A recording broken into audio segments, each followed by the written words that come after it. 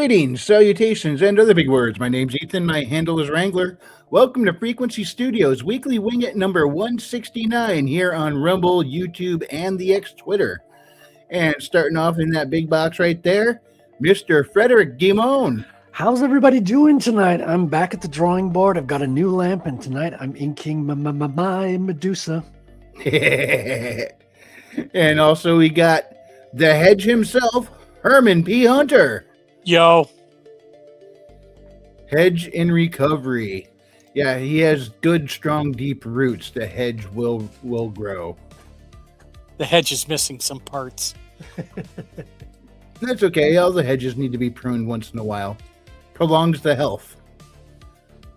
Boy, and boy did they prune. Holy crap. The only hedge with a pillow over its abdomen.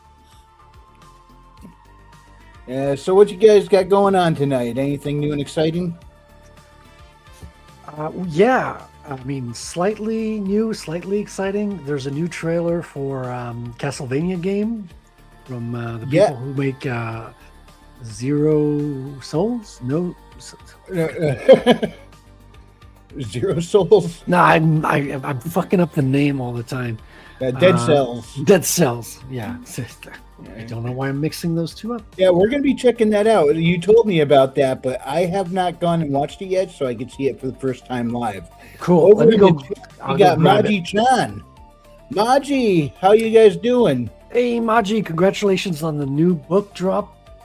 Glad to hear that went. Hopefully that went well. I heard you got an otter interview. That's all good. Yep. She says, good to see you up and chatting, Herman. Yeah. Right. Yeah, everybody, check out Maji's book, The Legend of Shalar. The link is in the description. I should go grab that link and drop it in the chat, in the live chat here. But yeah, I have not watched that Castlevania trailer yet. I have, however, been playing a lot of the Prince of Persia, The Lost Crown. I am loving that game. I stepped away from it for a while because I was doing other stuff, but I picked it back up, and I am like really getting into it now. It's a really dang good game. I mean, I know I've said before, it's probably the last good game we'll see Ubisoft in its current incarnation ever make, and I think that now more than ever. It is so good. I'm like, why can't Ubisoft do this well with all their games? Readout joins us. He says, I need to keep researching, but I'm getting sleepy. Hi. Hey, Readout. Hey, Maji. Hey, guys. Hey, Raven's in the panel. How you doing, man? Good. Raven Nevermore. Our news hound. If Odin knows it, he heard it first from a raven. I finished reading the Phenomenova 1 through 3. Yeah. I read the first one. How are the other two? Building up to the eventual fight. I'm hoping issue 4 has the fight in it, but I don't know. There might be more training. Yeah, I haven't read it myself, but I've heard people say that it takes a while for all the team members to kind of meet up and for the team to come together, basically. That's all I've heard of it from it mostly. Yeah, I on the one hand, I'm frustrated that we're not there yet, but on the other hand, it's a good slow build up because you start off with the one character and he's just gotten his powers, and it kind of goes through like before he gets his powers, and then the situation in which he gets them, and then he's scaring his friend and stuff, but then they go practice and stuff, and then they see that there's something going on, so he decides to play the superhero and get involved, and that was a bad choice. And then the next episode is them dealing with the bad choice, training and such, and pretty good. Yeah, that's something you don't see too often. Oh, teenager gets powers, goes out and starts playing the hero. You never see them go out and start playing the hero and right off the bat getting deep crap, mess things up, and the other superheroes come in like, you're causing problems. You're more problems than the bad guys. Get over here. And there's consequences to things, and so that's kind of a good thing because he's starting off he's now realizing that he caused problems. Yeah, I mean that happens to a degree with like Spider-Man. He had to realize. Yep. That we all know the line, with great power must also come great responsibility. Oh yeah. But I don't think we saw him go out there. Like, eventually stuff like that happened where he things went bad and then he was kind of in trouble. Not like in over his head with the bad guys in trouble, but like the law. And I mean, we usually don't see that like right off the rip. Like this series in book 1 lets you know consequences are a thing. Yeah, the artwork is pretty good. I wasn't paying huge amount of attention to the artwork. Unfortunately, I was paying more attention to the story and stuff because I really got pulled into it. It helped. I can definitely say the artwork was definitely not a detractor, because it definitely pulled me in, helped pull me in along with the story and kept me interested. Is it the same artist in all 3 books? I think so. Either that or if they change the artist, they've tried to keep the art style as close as possible so it doesn't look like it. Yeah, that's always a good thing. Hard for everybody to do. Like even the DC and Marvel, they switch it up very often. It's hard. Not always you get a big long run with artists, and in indie comics, some people can do it. Some people keep the same artist issue after issue. Yep. Sounds like they're getting number 4 ready to go, I think. Or maybe it's already available. That's awesome. I mean, that's a fairly good, consistent release schedule too, which is definitely, from what I understand, not easy for indies to keep up with because they don't have the whole infrastructure set up behind them. They're just it's just a couple guys trying to keep up with it while working a day job. Yep. All right, so you guys ready to check out a game trailer? Sure. Yeah. All right. Let's see how this looks. Mute the StreamYards. Oh, yes. Thank you for the reminder. Let me get down there to that. Get down. Get down. Okay, there we go.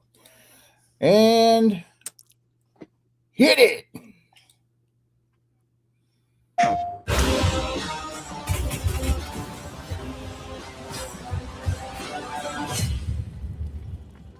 Hello, I'm Matt from Evil Empire, the studio behind Castlevania Belmont's Curse. We first worked on this beloved franchise with the Return to Castlevania DLC for Dead Cells. Since then, we've moved away from our roguelike roots and have been busy building a brand new 2D action-adventure game. And I'm speaking for Taniguchi-san from Konami.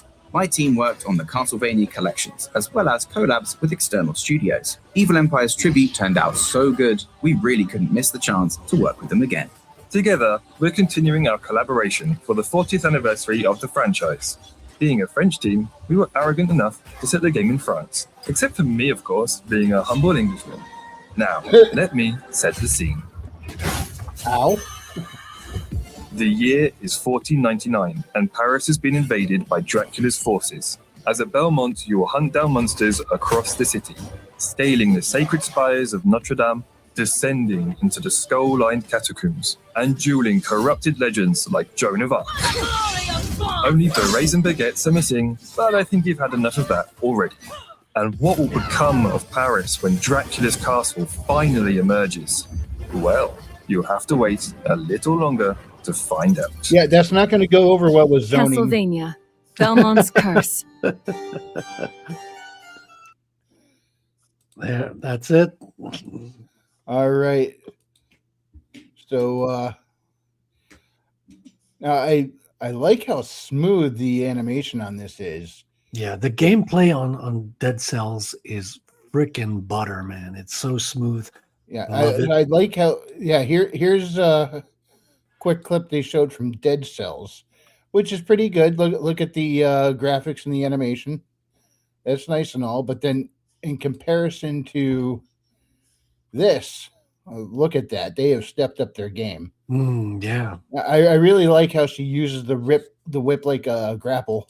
Yep. Yep, old school Castlevania style. Well, I mean, old school kind of brings it back to the Super Nintendo, but it's fun to see. The colors are great. This, it brings everything that Dead Cells did right. They're doing it here as well. Look at that. Pressure plates in the wall. Who builds that? Yeah, vampires clearly. Yeah, Dracula has really weird sense of architecture. Yeah. I mean, this is the same guy who uses his brick wall as a refrigerator. So, And Paris has a migration problem, and you're there to solve it. Apparently,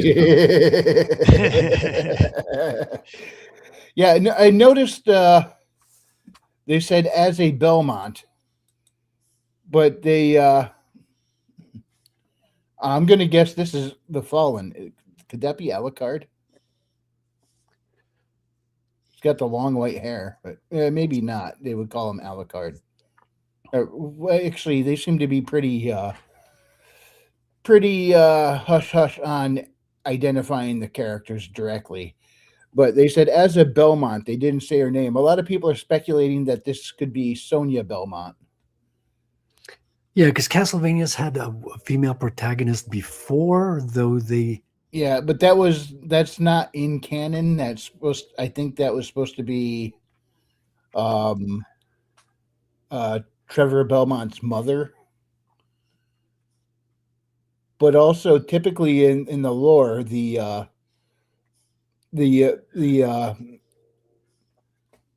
I'm looking for the words here. I guess you could say holy abilities and the ability to wield the Belmont's vampire killer whip passes down through the males. So I don't know if they're changing the canon on that or if I'm misremembering it. But I mean, we could see through the whole thing. Her right arm has got something going on. She's got that. Her whole right hand and right forearm are like red. And in that end scene, which is coming up in just a second here, we could see. Well, I mean, your right hand would be red and swollen if you've been swinging on it all day as well. Right? Yeah, but right there, look at it. It's crackling with mystical energy, and she is holding the whip. Colors look great. It looks beautiful. Looks like a freaking work of art. I'm looking forward to it. With the gameplay on Dead Cells, I'm already sold for this. Yeah. I know I mentioned it briefly already. I like that she uses the whip like a grapple. Because that's one thing that's, if it's implemented nicely, grappling line or harness or whatever in Metroidvania is just, when you implement that right, it is such fun to play. Like, I think it first popped up in Super Metroid, but it was really wonky there. But in later games that implemented grapple lines, it got smoother and smoother as time went on, and game makers perfected their craft. Like the grapple line in Ori and the Will of the Wisps, that was awesome. How well that was. The grapple beam in Metroid Dread, it operates far smoother than the clunky Super Metroid version did. They stepped that up. I mean, when you get a good grapple, it's just so much fun to traverse the world. Yeah, and the Dead Cells game works really smooth. Like, you can play that game very, very fast, very, very quickly. There's something really fun about it. I did buy that game, but I haven't played it yet because I still need to get a new controller for Steam. Animation Overload has joined us. He says, "Hey, all, good to see you, man." Hey, Animation. And the Castlevania is not going to be a roguelike, because Dead Cells, it's roguelike in the sense that you just got one life. So when you die, boom, start back over again at the beginning. But Castlevania, I think that they're doing the classic thing with probably have continues and save states and all that. Yeah. Well, I mean, I don't know if they've said for certain that it is a full-blown Metroidvania or not yet, but it sure looks like it is. And I hope it is, because, I mean, big surprise to anybody who's followed this channel. I'm a big fan of those. So, What? This is the first time I'm hearing of this. Oh, but it's a blast. I remember the first time playing Metroid, I'm like, oh, I got a power. I get to keep it. It's not temporary. I have it for a few. I could only use a couple, and then I got to find another. They always annoyed me in video games, but I get it. Video games were originally a lot of times an arcade game, quarter munchers. Yeah. So, but on a console, it's like, oh, I get to keep the power up. I get to come through here again, the same area I was in before. Suddenly, it's like a whole nother game because I can do things I couldn't. I can reach areas I couldn't before, and it recontextualize how you attack or interact with the enemies or NPCs. I love it, especially when you go through an area that kicks your butt, and then later on you're going back through with new abilities, and suddenly it's just you're hot dogging through there, and it's like a playground now. Yeah, well, even Dead Cell, where it is a roguelike in the sense that you're dead, you lose what you had, you do get power-ups that last over different games. So in the sense that you can recover lost gold from when you died. So you start at 500, then 1,000, 1,500 to 2,000. And then you get other bonuses, whereas your startup weapons, your random weapons are better and better and better. So even if you keep dying, your original state gets easier and easier the more you play. Yeah. And Hayes has once again taken over my lap, making it tough for me to use the mouse here. Look at those beautiful colors. And it zooms in as well. Like it zooms out and zooms in depending on what you need to see. It's 2D, but it's like fluid camera motion too. Yeah. I like the parallax in the background as well. I know that's common in pretty much all games now, but it's such a cool effect. Yeah, and as an old gamer, it's nice to see just a basic 2D platformer. It's easy it's easy and familiar for my mind to get around. I kind of like those. And right on topic, Maji says, threw some port in the crack pot. I think she meant crock pot this morning before work, dreaming of pork chili, very smooth fries when I get home. That sounds pretty good. Yeah, I wonder if the meat you find in the brick wall to restore your health. I wonder if they cook that one in a crock pot.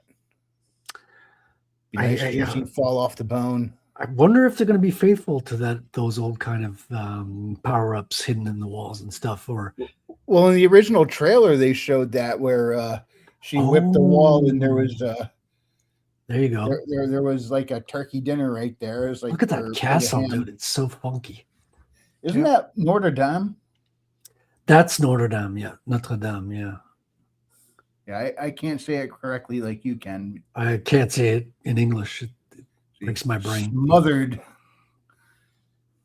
Oh, instead of smooth fries, it's smothered fries. Gotcha.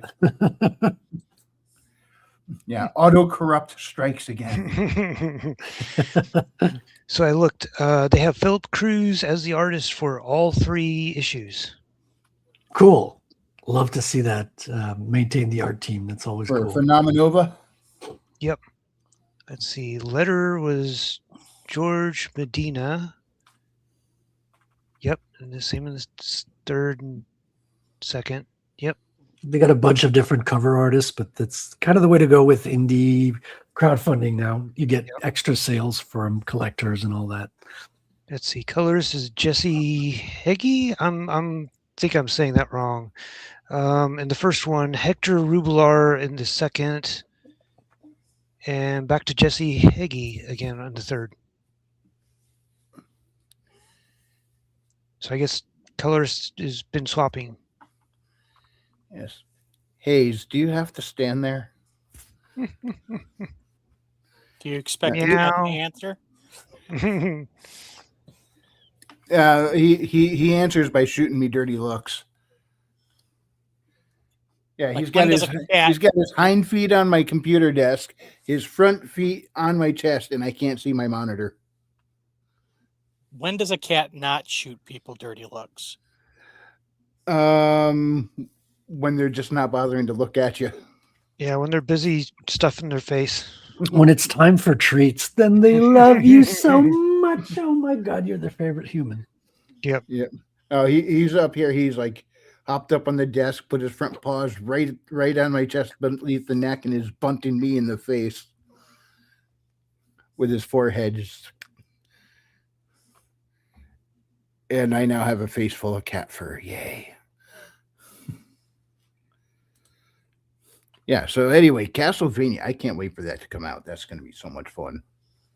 Yeah, me too. I'm sold on that one. I'm rarely like sold on a game before it comes out because I'm having like Baldur's Gate regret right now. The more I play that game, the more I hate it. Really? Yeah, I had a terrible experience with that game, unfortunately, because I've heard so many good things. It's 10 out of 10 everywhere. It's like golden. Is that the new one? Yeah.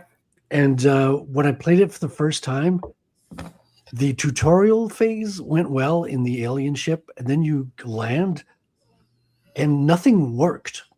So I couldn't. Hold on, the alien ship? Yeah, This is Baldur's Gate? Yeah. You start in a crazy alien ship before you crash. It's a good setup. The story is really. I thought it was a medieval D&D setting. It's D&D, but you have this. D&D has these crazy tentacle-like mind flayer beings that have this organic biomechanical ship that you start in. You get kidnapped in one of those, and then it crashes, and that's kind of the initial setup of the story. Is it a spelljammer, or is it one of the space alien illithids? It's a space alien illithid. Okay. And so my first impressions of the game was like, I couldn't open doors, I couldn't climb on ladders, and I was like, why can't I figure this out? This is supposed to be the most basic stuff in a video game, right? And it was buggy, and I didn't know I was playing in a bug state, so it took me like 15-20 minutes to realize, just turn it off and on again, and I can open doors, I can climb ladders. It wasn't me being dumb and not getting the UI. The UI had just not turned on one of the features. And so it's super buggy. It's like one of the main problems. And it's got this UI for desktop where you could point and click your characters around. And it's also got this UI for controller, which is nice because you can just like drive your characters around with the directional stick. But it keeps going back to one and the other, like it keeps making mistakes and switching back, and you have to press the button twice. So it is so buggy. I've had as many bugs as I've had playthroughs. So it's disappointing, and the further in I get, the less thrilling it gets. So I'm kind of like frustrated right now. Wow, that stinks. Yeah.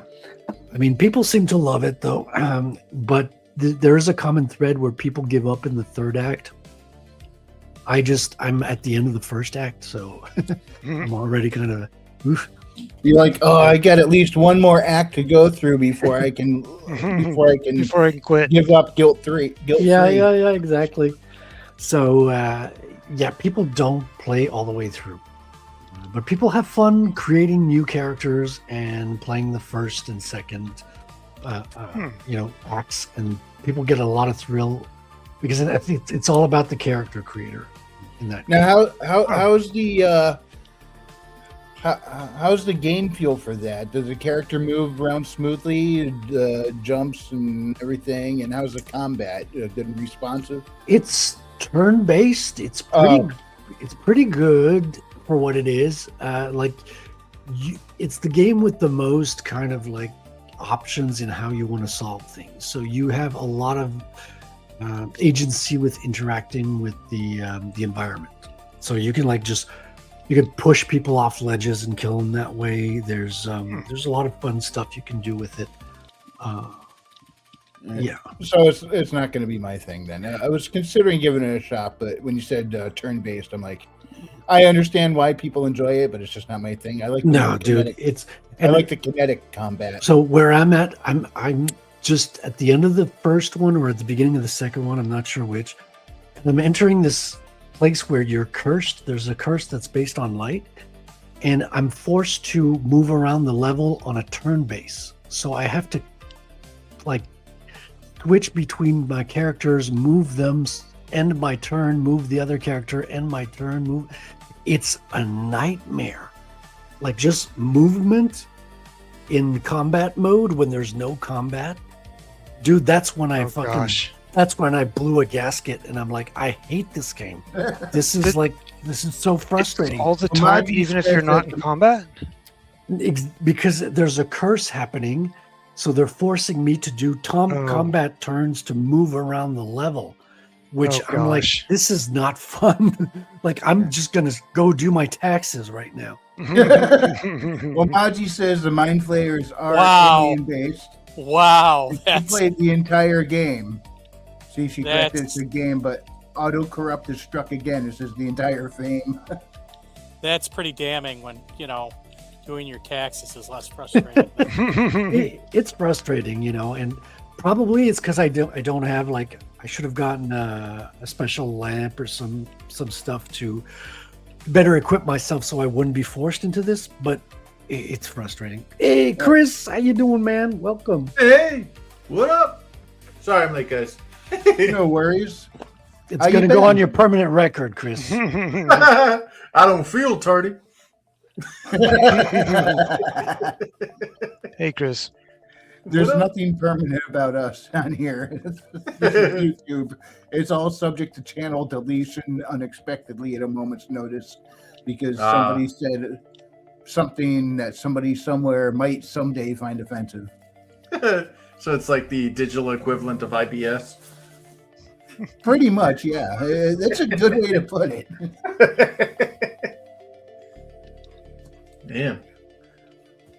We had just checked out the Castlevania trailer. Have you seen that?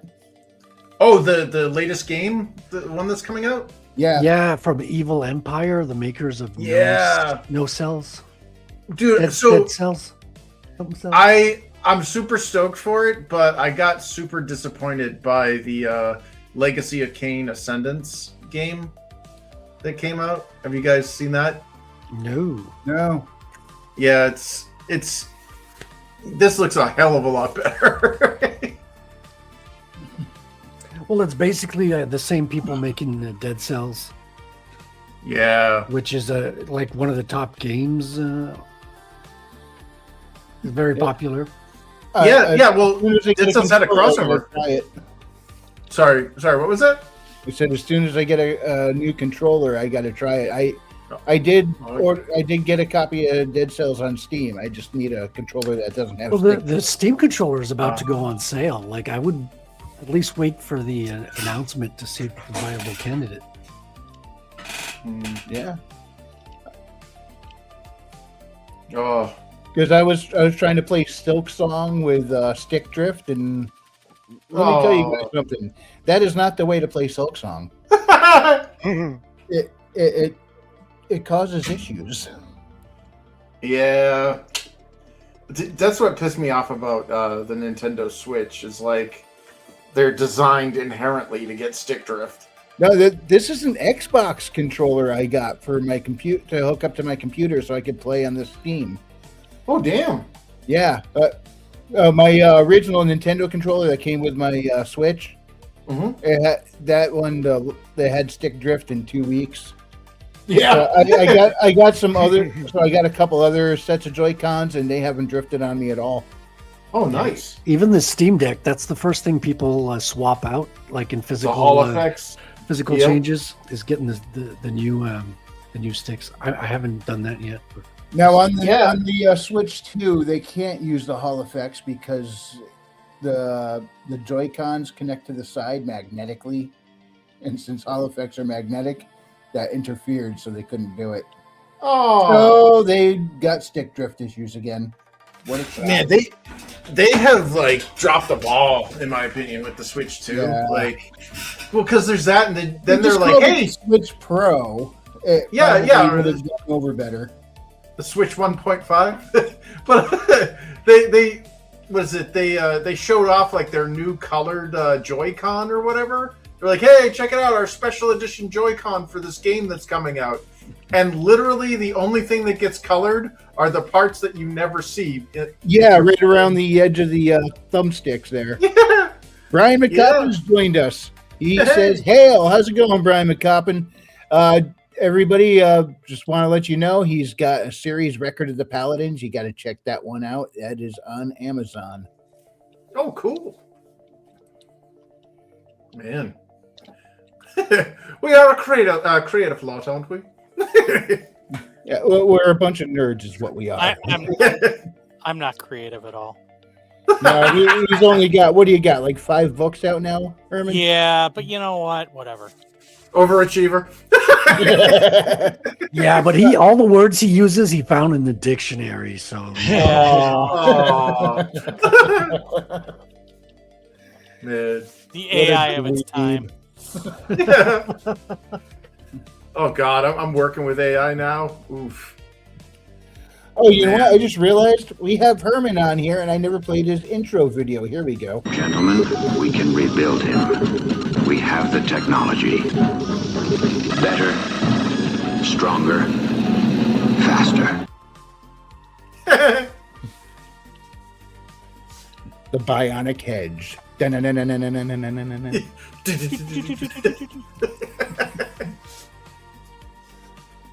Oh. So would you say you've been working with AI? Yeah. So trying to leverage it for rapid prototyping and web development, and yeah, it's about as gaslighty as it can get, and yeah, like I honestly, so I got in an argument with it. Grok, is that true? No, Yes. Here I am sitting in my dev studio, and I'm trying to get this thing working. And I built a simple, like what they call a drawer in UI. Like you click something and this thing slides out from the side. And it's like all the I don't know, the margins and the padding and everything. It was all screwed up. And I'm like, hey, why is this justified? I told it to be centered, or left justified. I told it to be centered. It's like, it is. I'm like, no, it isn't. I'm literally looking at it right now. So I took a screenshot of it, sent it in the message, and I was like, does this look like it's centered? Of course it does. And it goes working, and it just did it indefinitely. So I had to like restart, and then. And then finally, it does one drawer. Like I had one UI drawer, and it was all messed up. And I was like, screw it. I'll leave that to something else. I'll start making another drawer. So I make another drawer, and everything works perfectly in it. And you go into like Google Chrome or whatever, you inspect the page, and I'm looking at the way that the AI built the drawer, and I was like, oh, okay, it defined absolute widths and all this stuff. Okay, that's cool. Then I go back to the one that's all messed up, and it was completely like a huge like reinvention of the wheel with how it built this drawer. And I was like, hey Claude, why is this one messed up and this one isn't? It's not messed up. It's fine. Everything's fine. I'm fine. How are you? So finally I said, inspect the drawer that's not screwed up. Look at its code, and then rebuild the drawer that. This other drawer exactly how you built this first one. And it did it, and everything came out fine. And I was like, and what have we learned? I was like, nothing. The drawer was fine before. And I'm like, Yep. Did you literally just say the drawer is fine before to me? Like, Yeah, AI's got some issues. Did you see the guy on Twitter who's kind of giving Sam Altman headaches? He's actually pointing out all the Chat GPT errors, like he did. He was like, hey, Chat GPT, time me how long it takes for me to run a mile. So basically, he runs in a circle for 2 seconds, and he said, there, how long did it take? He's like, it took you 10 minutes or whatever. And he's like, yeah, Something right. may be off with its internal calculations. I said, it's like Rain Man. And I today said he's good got- night to it one night, and then the next day or 2 days later, I said good morning, and it's like, you just went to bed. Yeah, it's got no notion of time. That's really fun. I've noticed that because I was working on something in Grok, and I said, I got to call it a night. I'll come back to this in the morning. And I said, okay, have a good night. The next day, I went back to that thread, and then I said something else, and it responded and said, "Well, you have a good night, get some sleep. See you tomorrow." I'm like, it doesn't know it's been. Yeah, It has no idea. It doesn't know how many days has passed since your last interactions with it. It keeps no track of timestamps with your interactions and stuff. See,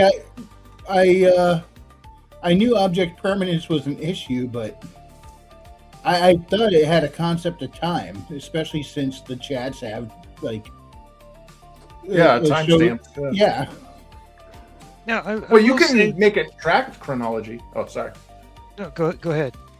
Yeah, if you make like a skill or something and tell it track chronology, it can do it. But by default, it's kind of a tard. Like it doesn't.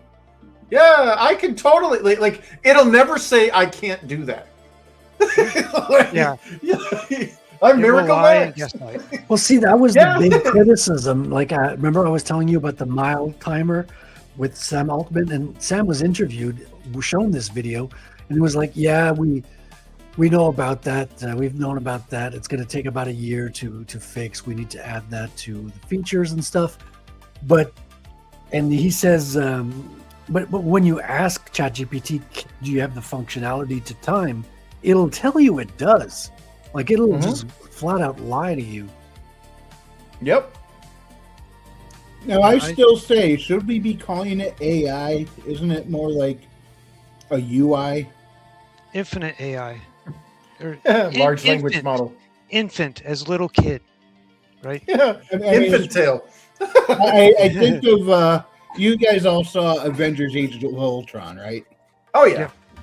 Yeah, where Tony refers to Jarvis as a natural language UI, and then goes over to what will be this. They were analyzing the patterns and stuff in the Mind Stone, and he said this is actual AI, and everything that we're doing that we're calling AI is like a retarded version of Jarvis. Kind of, you know. It's what was it? The word guessing. So it initially started off as the, like you start typing something and it starts guessing words, and then they flipped a switch or something, and then suddenly magically they had AI, so all it's doing really is just guessing words. Yeah. I mean, I've said right along, maybe this is an oversimplification, but pretty much whatever you put in there, I think it just runs through a very complex flowchart and spits out something on the other side. Yeah. I do have to say that it is good at analyzing data. Usually, as long as you give it in an appropriate format that it can actually logically read, it's really good. But if you like give it sentences about stuff and then you try to get it to parse the data out of the sentences to figure things out, it's like, how many A's are in 8? Yeah. Well, there's at least 2. Yeah. How many R's are in strawberry? Yeah. Yeah. And reminds me of to your point, Wrangler, it's like if it was a flow chart, like something steady, every input, if you give it the same input over and over again, it would give you the same output theoretically. Yep. But if you keep asking it the same question, it'll give it to you in different wordings, not to say it's going to be a completely different answer, but it's not the same verbiage, right? It's got some. Well, I figure it runs it through this flowchart of if this then that, but instead of a left to right flowchart, it's more like a Plinko wall. Yeah, exactly, right. It's like D&D. It's got to do some rolls, some charisma rolls. Treasure table. Yeah. Yeah. God. Well, it's. I actually, I'm starting to look at leveraging it for virtual Dungeons and Dragons, or in my case, virtual Infinitale tabletop games, because sweet. Yeah, I can set up skills and define them as NPCs and let them like define their impetus, like their motivations, just like it's a real actor. Give them all stats and stuff, and then just like don't be bothered with having to manage them and all of their dialogue when I'm orchestrating other parts of the game. Yeah, that was my job. At least that's what the company I worked for did in 2020 called Latitude. They had this product called AI Dungeon, and it's basically a Dungeons and Dragons that works on AI. It's good for like short interactions, but it quickly loses track and just makes shit up and hallucinates, and it has a hard time keeping track of stuff. But it gives you the first impressions of what that might look like, but they need to like have persistent values for settings. Oh, dude, I got to write a whole bunch of retention skills. Basically, the way that I'm setting it up is all of the prompts, all of the like there's predetermined dialogue that runs based on certain triggers, and then there's kind of like I call it inference, but it's not like basically what it is it's try to get the players to do X. You know, if players don't do X, try to get them to do Y, and then Z. What kind of a drug pusher are you trying to get your players to do X, man? Come on. All I know is if an AI can run a digital TTRPG, then I want it to make Max Headroom as the game master. Well, yeah, that's the other thing is I've been watching some YouTubers, some VTubers, you know, the talking heads people, and like I just recently watched one where I think it was like they're ripping apart that Malcolm in the Middle reboot with all the they thems and the gay stuff in it. Oh gosh. And it was usually just a static, like, you know how Clownfish TV has the two like static images that just kind of bobble back and forth. Yeah, Lord Otter has the same thing. Yeah, this guy figured out how to use it's probably Grok, but it's fully animated now. So all of his little bobbleheads are literally him sitting at like a studio, like his cartoon character talking and grabbing things and pointing at things, and you know, his intro is all like, you know, I know AI is the big, you know. Does he do this live? Or are you talking about he's adding the AI after the fact for a pre-recorded thing? Yeah, it's added after the fact for the pre-recorded, but you know, I don't think it's quite at the real-time level yet. But what it did is it converted like his previous videos, which were just, you know, a static image, and then like there might be like one or two changes when he makes like affectations or enunciations or whatever, but more or less it's just an image that he flips out every now and then to an actual full-scaled lip-synced cartoon character talking. Yeah, they call those ping tubers because it's like PNG static images that you could either respond to your voice, or you can have a couple of buttons to have like pre-programmed expressions and stuff like that. So what's the difference between just having like a static PNG versus having? I'm guessing that's what James is kind of doing, where it's hooked up to move and stuff whenever he talks. Yeah, James does it. Otter has one too. Yeah. Oh yeah. Yeah. Now with Grok or whatever they're using for AI, there's like fully animated like cartoons now. Like it literally looks like you're watching like a better animation quality than Space Ghost Coast to Coast. Yeah. And so, I mean, I know AI is terrible and everything, but as long as you have a foundational art from a human being that has consented to it, I don't have as much of an issue. You know what I mean? Like when I made my trailer and when Frederick made his trailer, he's literally using his art. You know, I used my art. Like I paid a comic artist to make the art, and then I just animated it. Whereas what I do kind of not like is when you just have like, hey, let's rip off, you know, generative art from like whatever Google image has plundered, you know, and yeah, this is my own original character. Like, I do like using it to make like the concept to bring to an artist that you're commissioning, though, because it can help you convey things in that way. You know, should you get it to pop up something semi-accurate to what you're looking for? Yeah. I even used it to flesh out a flat where I had an artist make a line art image, then I flatted it, and then I basically said, color this, see what it would look like colored. And it did all like the flatting. I'm sorry, it did all the shading and everything. And then I'm like, hey, artist, can you make this? Because AI still has that, like, I don't know what it is, but it's like the uncanny valley of art where you can tell, man. You don't even need those like AI, you know, is it AI filters? If something's AI art, I can, you know, I got a pretty big nose for that. And it's not just because I'm Jewish. but like you know, but yeah, it's like okay, it's like yeah, that's clearly AI art. Like, but yeah, man, I'm mesmerized by non-A art butt cheeks on my screen. That's right. The people have spoken. They love the butt cheeks, the bubble butt cheeks. Yeah, girl, make it clap. What it do?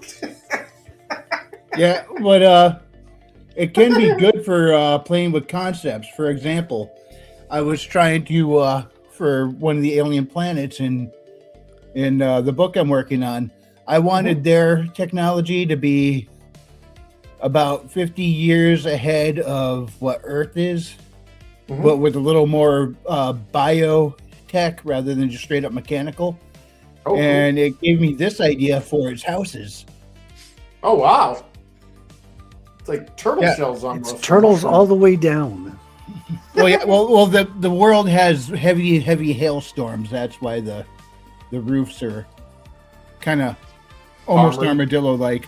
But the material is grown from the ground and shaped as it goes. It's genetically, it's bioengineered pretty much.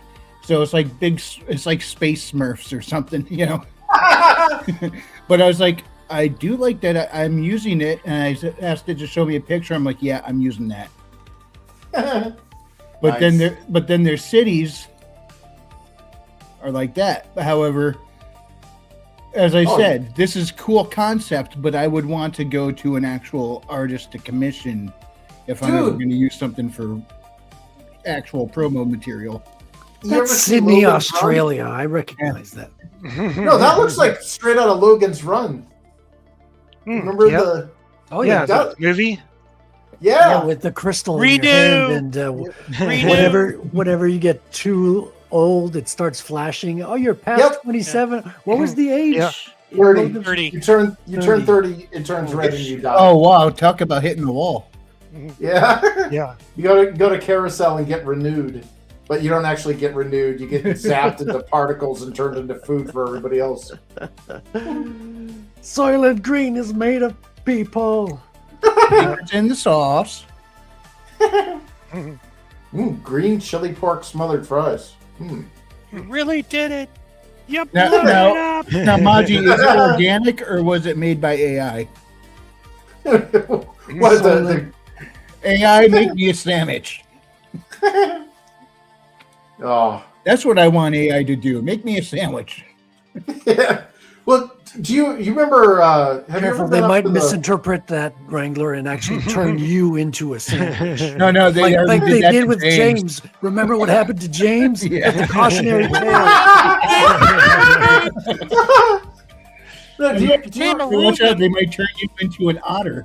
Speaking Uh-oh. of ping tubers, What the fuck did I just walk in on? Hey. Hi. About time you got here. We were waiting for you.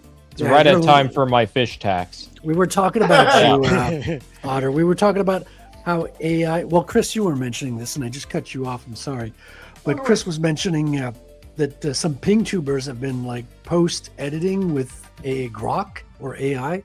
Oh, and really? It full animates their ping tubers. Oh, yeah, that doesn't surprise me. Yeah, like it'll take your voice and do the mouth expressions and add a little bit of extra. And over to you, Chris. I'm sorry I cut you off. Oh, no worries. Yeah, I was just asking, basically, Wrangler if he's ever been up to the Boston Museum of Computer Science. I have not, no. Oh, dude. I haven't been when to Boston in years, like at least 20 years since I last been to Boston. Yeah, Usually it's when been- I was up there, I went to Quincy Market just to get cannolis.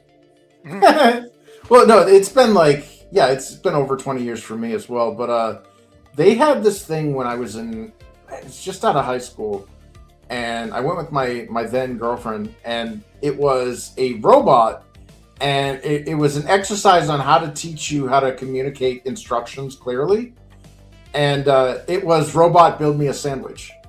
And the idea is you had to type in. Hey, Maji. Hey. there's a robot there from the waist up, and it had a peanut butter jelly jar and a bag of bread, and it was on like a LCD screen. And you basically type in commands, and the robot goes over and like builds the sandwich, but like it's all literal. So if you're like, hey robot, put some jam on the bread, it would literally just pick up the jar of preserves and just mash it into the loaf of bread.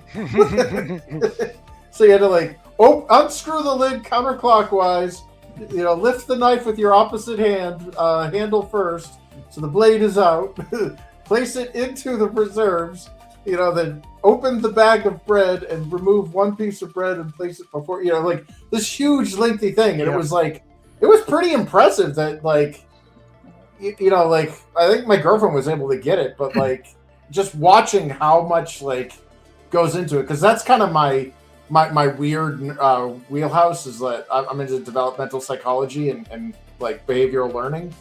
So watching, so you already know that I'm nuts. You're just jealous because the voices are talking to me. No, that's kind of true, yeah. But no, it's really cool that like I wonder if there's exercises for kids, that are getting into AI or whatever, that would do the same thing. Like you're saying, AI make me a sandwich, and it's like that should be a real thing, because we've already had it like 20-something years ago. Yeah, well, when I was a kid, I had Armatron from Radio Shack. Oh, I remember that. Is that's the one with the what is it? It had like I think it was like a 3-pronged gripping thing at the end of an arm, and you just had I thought it was almost like a controller, then you just moved it around. It was a fun toy. Yeah, it had that weird like 1950s robot, like black, like scrunchy rubber, like limb cover or joint cover. The joint boot there. Danger, Will Robinson. My arms are flailing wildly. Man, God, yeah, it's going to be interesting though what we're going to be able to pull off with this shit if we survive the economic collapse. Because it's a double-edged sword. It's like, this is all this cool possibilities, but it's like, everybody's losing their jobs, so nobody's gonna have any money for this shit. Also, the gas prices just like a week or two ago, I was like, holy shit, I hope I can afford this. Dude, it's over $4 now. It's like $4.10 here. It was like $4.20 about 2 to 3 weeks ago, and now it's dropped back down a bit. $4.20. I know. No, the last time I saw it this high, I was delivering pizza. Oh! Yeah. So you actually cost you to do your job. Man. No, yeah, we gotta get this like economic shit sorted, because dude, it's getting real bad out there. For over $4, like diesel is over $6 now, I think. Yeah. I mean, this isn't the first time we've seen it.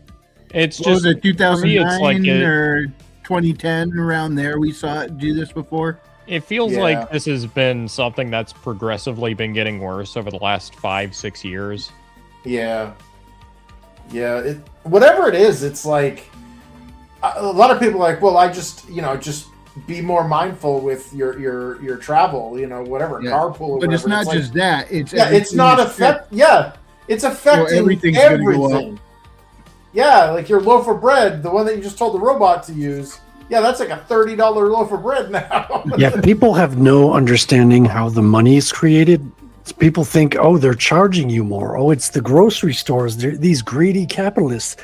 They don't understand. They're barely making enough to pay their employees. Yeah. If you keep printing paper, that paper is worth less and less and less every time. So you're you're being devalued by the money makers. Maji's paying $5.50. Oh my god! Oh wow! Please tell me that's diesel, not not gas. Yeah, if that's like regular unleaded gas at $5.50 a gallon.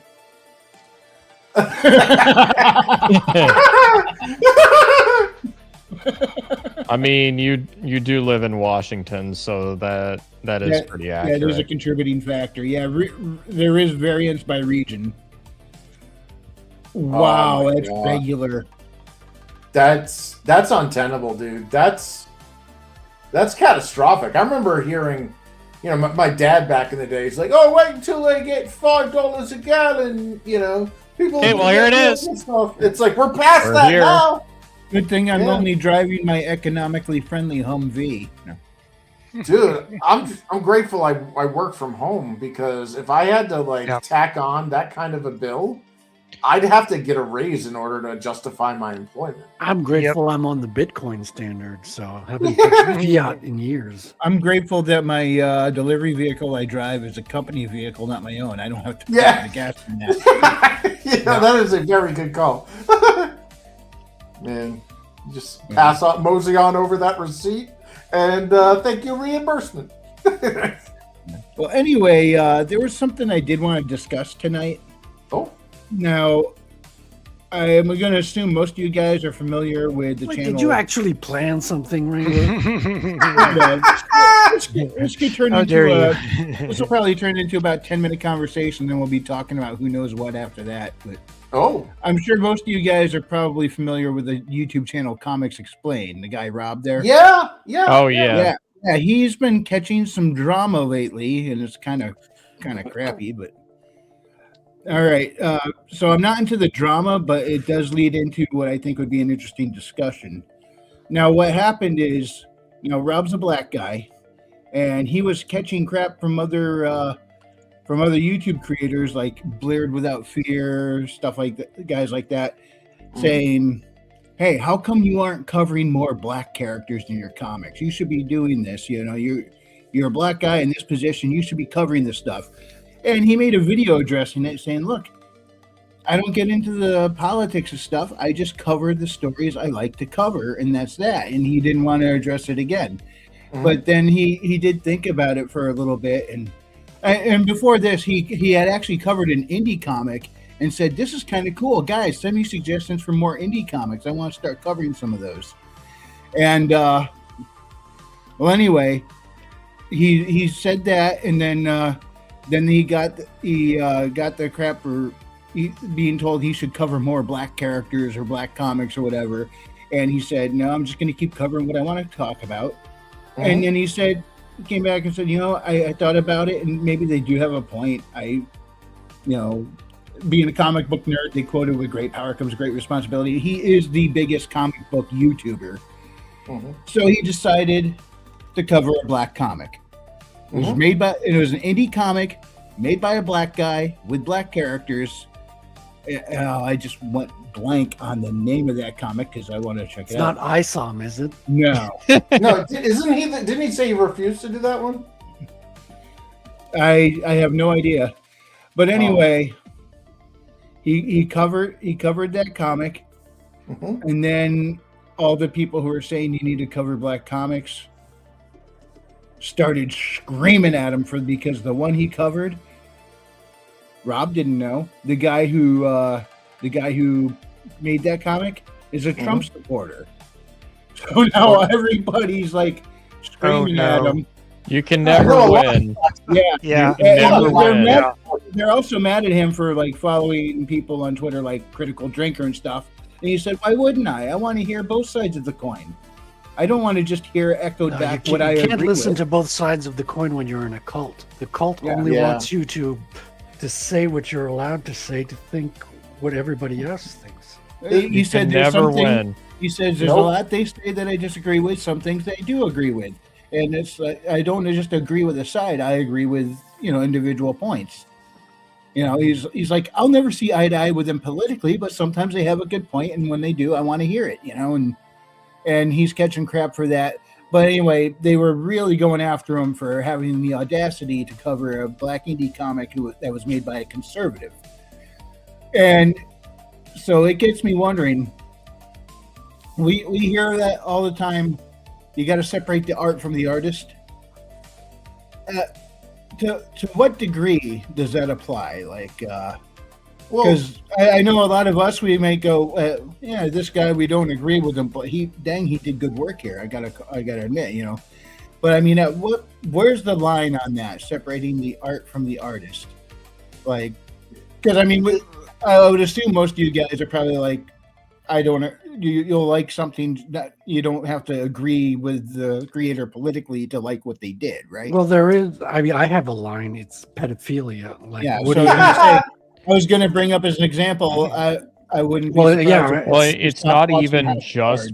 pedophilia. It's pretty much any bit where it's like you can tell they are injecting a very weird fetish into their story. Yeah, but at that point, you're no longer enjoying the story, so it's Yeah. not a matter of separating the art from the artist. That's just. I guess Yeah, well, I The mean, art's like that setting you also off. applies if there's pedophilia in the story. I'm like, I just want to are you finish still the enjoying the idea. story at that point? No. Oh, Yeah. oh, All right, I'd go like ahead, to. Frederick. I'd like to just finish the idea real quick because everybody jumped in. But like Woody Allen, I enjoyed his movies when I was younger. I watched some good comedies, I thought. Then I heard the phone call with him and Mia Farrow. And Mia had to talk with their daughter, who described what happened, and I nearly vomited. I cannot look at any of this man's work Dude. anymore.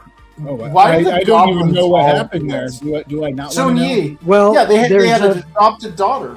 There's a video. There's a phone call recording. She recorded the phone call where she's telling him over the phone what her daughter came to her and told her what Daddy did, right? What Woody did to her. Basically, he raped her, right? He raped Not even gently either. Like he says a Mia Farrow was in tears. Like So this is like a 5-year-old girl, right? And Woody Allen is just the worst of the worst that you can imagine. And it's one thing to hear, oh, this guy did this or this guy's with him, but when you hear the actual conversations of the acts, I cannot even look at the man's picture anymore. I'm like, he should be sent to prison and dealt with like the other chomos. I think the electric chair awaits him with I think the a wood rather chipper. tender embrace. Well, here's the thing: is I listened to that, and Frederick, I'm with you, man. That it made me physically ill because you can hear the distress in Mia Farrow's voice when she's like, "You did," and his reply, and I shit you not, this little goblin man, he goes, "The heart wants what the heart wants. Love age is but a number. Oh, love doesn't know age or." And I'm just like, yeah, feed this That guy. sounds like some wood chipper. mambly crap. Yeah, well, it's dude. You find me a nest of chomos, and I'll show you goblins, man. I don't know what it is, but they seem to all be involved in that shit, and it infuriates me. It makes me look bad. Yeah, it's in their text, right? It's part of the Talmud. You're allowed to do that to goys who are under 7 years old. And that's like a fringe of Judaism or of the Jews basically. Well, and they are unfettered, dude. That's very odd because I mean the Torah is pretty much the Old Testament. I've read the Old Testament a couple of times. No, I'm I talking. have never seen any of that in there. The Talmud. Yeah, hey, that sounds like a goyim take, if you ask me. Yeah, not the Torah. The Talmud. The Talmud is large, like a few encyclopedias, which are like basically the rabbis ruling themselves. Legal. Basically. Yeah, it's a discussion on law and legal practices or whatever, and it's not accepted by a lot of I think Reform accepts it, but I don't. Gee, I wonder why. Yeah, and it's disturbing shit. It's like if you want to commit a sin, go to another city and commit your sin there where people don't know you. It's like that's what. That is kind of out of line with the principles laid out in the law of Moses. Where are they coming up with that? Yeah. Well, why do you think Jesus called them the synagogue of Satan? Yeah. Yeah, well, they continue to sin, and God continued to punish them and tell them, hey, stop doing this in the hidden parts of your home, Mm-hmm. and they continue to do so. Yep. Yeah, I do know at one point in the Old Testament, God was chastising them for doing things that not even the pagans dared to do. Like, what's wrong with you? Well, Like, you're my whenever chosen you are people, you're holier going than further than they do. They wouldn't put whenever up with it. whenever I am holier than thou, like I mean, like Yeah, like, the I can chosen ones. justify some truly horrific acts if I'm truly up my own ass about it. Just put it in a chicken and then beat the chicken against a wall. Like, that's actually in the Talmud. You ever heard that term scapegoat? Yes. That's where it came from. It's when they would place their sins on the goat and let him wander out into the wild in the desert. Yeah, Meanwhile, well, they do. the other goat was used as a sacrifice because the blood was meant to cleanse the area. Yeah. So God In other could dwell words, among his people. Yeah, in other words, we got some dead goats over here and a bunch of really guilty-looking goblins. Man, yeah, I don't know. I see that stuff though. I like in Hollywood in particular. It makes me ashamed of my own heritage, because it's like they're all there. It's like a modern day Sodom and Gomorrah over in Southern California. You know, I've often heard, and I used to hear this like over 30 years ago. If things get much worse in California, God's going to have to apologize to Sodom and Gomorrah. Yeah, yeah. It's just, well, it's like, you know, when I see things like Seth Rogen and Sarah Silverman making a very mean-spirited Christmas animation, like off of those old Rankin Bass style holiday, like I loved watching those. You know, those little like. Oh, it gets way worse. Like, before that, he was doing fucking Sausage Party, and that for me, that's just bad. I watched that when I was some friends, and we were at the time baked off our asses, so thought it was hilarious. I mean, and I see a little bit of it while sober. I'm like, this is so nasty. Why did I laugh at this? It is like the watching most. The Grateful Dead. It's like the most poorly written, like anti-religious propaganda you've ever seen in your life. I'm like, you know what? I think I owe Golden Compass an apology. Right? although I did get a kick out of the Native American character called Firewater. Yeah, big old Johnny whiskey Depp bottle. Or the Irish potato at the beginning. It's like, oh, sweet embrace, take me in your bosom. And then also, like, the peeler gets him. Oh, Jesus Christ! This is another thing I notice with, like, most things Seth Rogen produces. It's like, do you ever notice just about anything Seth Rogen produces, it just has the worst dialogue you've ever heard in your life? I'm too busy trying to get over the crudeness to even notice the dialogue. No, the dialogue is like, it exemplifies it. I'm like, this isn't just crude. This is like a 10-year-old's interpretation of crudeness. Yeah. Man. It's like, holy shit, this is immature. Like Conker's Bad Fur Day is like far more mature with its storytelling than fucking Seth Rogen. Ouch! Context sensitive. It's sensitive to a context. Yeah, God. I heard the remake on the 360, or no, I'm sorry, the remake on the original Xbox was actually worse and censored than the original N64 version. What's up, Charlie? Good to see you. I've heard like mixed things on both versions, but generally the consensus is the N64 version is the way to go. Yeah. That That's game is that like, one's hard to That game was emulate. like worth $200 to $300 like 10 years ago. Oh wow! Yeah, if you had Well, I a remember original those- cartridge like in box sealed. Oh wow! Shit. Well, anybody ever play that game? Like play Conquer? Yeah, Bad I Fur Day? have. I haven't You remember completed the- it. That game has remember the some boss real fight? difficulty spikes. Well, you remember the boss fight with the giant turd, and you're like, it's got like its teeth are all corn. You're throwing like what is it, toilet paper rolls? Bring me sweet corn. What the hell do you guys play? Yeah, that was my initial reaction when I'm like, wait a minute. I'm Conker's fighting a Bad giant Fur Day turd. is a game. Yeah, we'll leave it at that. It's actually a very good game. Let's get the Yeah, air it's quotes fun. going on. Herman's sitting there like, I survived the surgery to come back to this. Yeah, what the- You're I went welcome. under anesthesia. It came out, and what the hell is this? Just watch the Great Mighty Pooh boss fight, and you'll be like, "What the fuck? How did we get here?" Oh my god, it'd be The like worst part is I can quote most of that song. yeah, while you're in the boss fight, he's actually singing a song about poop. It's actually really quotable. That's the funny part. I want to see the Great and Mighty Pooh versus Mr. Hanky.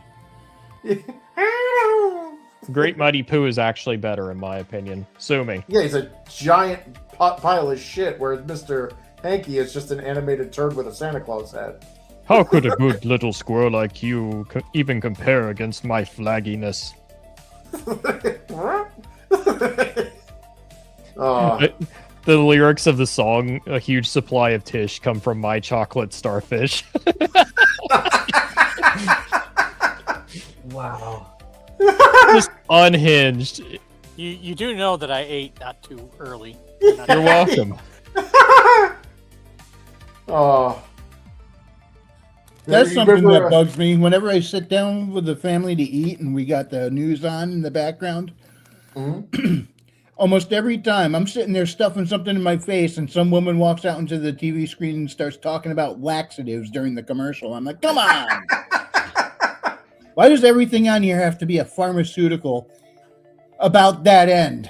So I'll put it this way with Conker's Bad Fur Day. You know how in different platformers you go through like different zones or different worlds or whatever you want to call it? Mhm. Yeah, well, Conker's Bad Fur Day has a zone that's just shit. That's a shitty zone. No, that's It is a literal land of shit. And the context is it's a bunch of like giant dung beetles that are like doing God. work. Yeah, Man. like this is Rareware we're talking about. Same people who did like Donkey Kong Country, like GoldenEye, Banjo-Kazooie, and they're like, Killer fuck Instinct. it. We're just gonna Yeah. have some fun with this. And then Microsoft bought them, and then everything died. Yeah. Well, to be fair, even Hollow Knight had a section kind of like that where you had to fight the dung beetle. Oh yeah! Oh yeah! Conker's Bad Fur Day, I still will make the case that it has a beat. Man, you know, there's so many weird things. Thank you, You know, Saboteur. You know, we looking back at like old video games, and it's like, yeah, that weird shit's always been there. Like, do you guys ever remember a game called Alex Kidd and the Lost Stars? I actually don't. Nope, I haven't Yeah, I'm heard of not that one. aware of that one. So before Sonic the Hedgehog was Sega's mascot, Sega was kind of going through a bunch of experiments with mascots because they wanted to achieve like the Nintendo status of like Mario. So the first one they had was called Opa Opa, which is this weird spaceship with like little sneakers and wings. It looks like an egg, a red, yellow, and blue, or a red, green, and blue egg that's really a ship with like bird wings and little feet. And then when that one didn't really take off, it was in a game series called Fantasy Zone. They did another one called Alex Kidd, and he's this weird like little monkey-eared kid. And he starred in games like Miracle World and Shinobi World and High Tech World. But his first game, the debut game, was called Alex Kidd and the Lost Stars. And I think I was like 10 years old and I'm playing this game going, I don't know. I don't think I'm supposed to be playing this because like there's a level where you're basically, it's a platformer and you're running through the level and these skulls come rolling down this hill at you and you're jumping over the skulls. And then when you get to the top, you realize it's a naked man with a purple mohawk with his butt hanging out at you, pooping skulls out of his butt to roll down the hill at you. The You have fuck? to jump Were they off. on mushrooms when they made this? I remember the GameSack guy just goes, no comment. I think the most adult game I played, like being kind of like 12, 13 years old, was Metal Gear Solid 3, which is like most of that game, it's like not really that adult, but whatever you have, I forget her name. Who's the chick in that game? Oh, Bawb. Was it Big Boss? Oh, no, Boss or no, not Boss. The sidekick who's with you, Eve. That's her name. Mm-hmm. That this is Kojima we're talking about. So it's like whenever he has a pair of boobs on screen, it's like for one you have a view button, but two it's like this is Kojima pacing we're talking about here, where it's like hyper erotic. Then it's like you get to the end of the game. I'm like, please, I don't want there to be like a sex scene, and it's just like an awkwardly long like bit of them making out. I'm like, come on, game. It's like so awkward. I think the most adult game I've ever played was Leisure Suit Larry in the Land of Yeah, I was gonna say. That's basically a porn game. I was never able to get my hands on that game. I was curious to try it out, but I never found a copy back in I've never played it. Oh, I love the Sierra games. King's Quest, Space Quest, Heroes Quest, which was later renamed Quest for Glory. I don't know why they changed it, but those games were awesome. Well, Heroes Quest became a board game at some point. Yeah. Yep. Oh, I didn't even know that. Yeah, it was kind of the ancestor of Warhammer, I think the company. Like, it was one of the first Dungeons and Dragons style game that came with minifigures that was kind of marketed to families. And I got to point out, they're pretty much indie game makers way back then. Well, Games Workshop actually had back in the early 80s. Oh yeah, well, in the early 80s, I had a Warhammer 40K game called Space Hulk. And it was a board game where one player played as the Gene Stealers, which were basically the xenomorphs from Alien, and then other players played as the I'm pretty sure they were Space Marines. And you just go through this like the Space Hulk were like derelict spaceships, and you're like collecting treasure and shit from them. Yeah, they're kind of like the ancestors of what we have with Warhammer today, right? Basically. Oh yeah. Well, it's weird because like Warhammer is a lot older than I initially thought. Like, I look back on some of this shit, and it's like 1986, 1987. Yeah. Like, holy crap. I still view Warhammer as like more kind of like modern, like sci-fi fantasy a little bit. But like, yeah, like the actual like game itself, like, yeah, it's dates back all the way back to the 80s. You're like, oh, I didn't realize. Yeah. Man. I don't know. But yeah, I had the Hero Quest game, and they did a remake, like a revival of it. Recently. Like a decade ago. Yeah, it was on Kickstarter, and I'm kicking myself for not getting in on it because it was all the expansion packs and everything, and the character figures looked freaking awesome. Yeah, they improved them because they didn't have the rights to like the painting on the cover. There's these weird like technicalities with it, so they had to repaint the box. Oh, damn. Yeah, there's a couple of discrepancies, I think, with the cards and things like that. So it's an almost copy, but they had to redo the assets. Shit. Man, that's got to be a pain. But yeah, Heroes Quest was like Fisher-Price Dungeons and Dragons. It was awesome.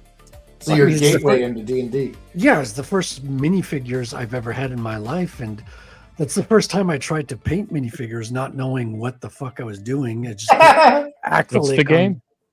Hero Quest. Oh yeah, Hero Quest. I've always heard the about. second one was set in an Arabian setting.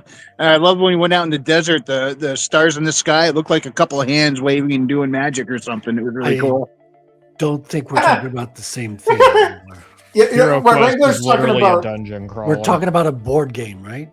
Yeah, we're talking about a board game, but Wrangler's talking about the original namesake Hero Quest. Oh, okay. Yeah.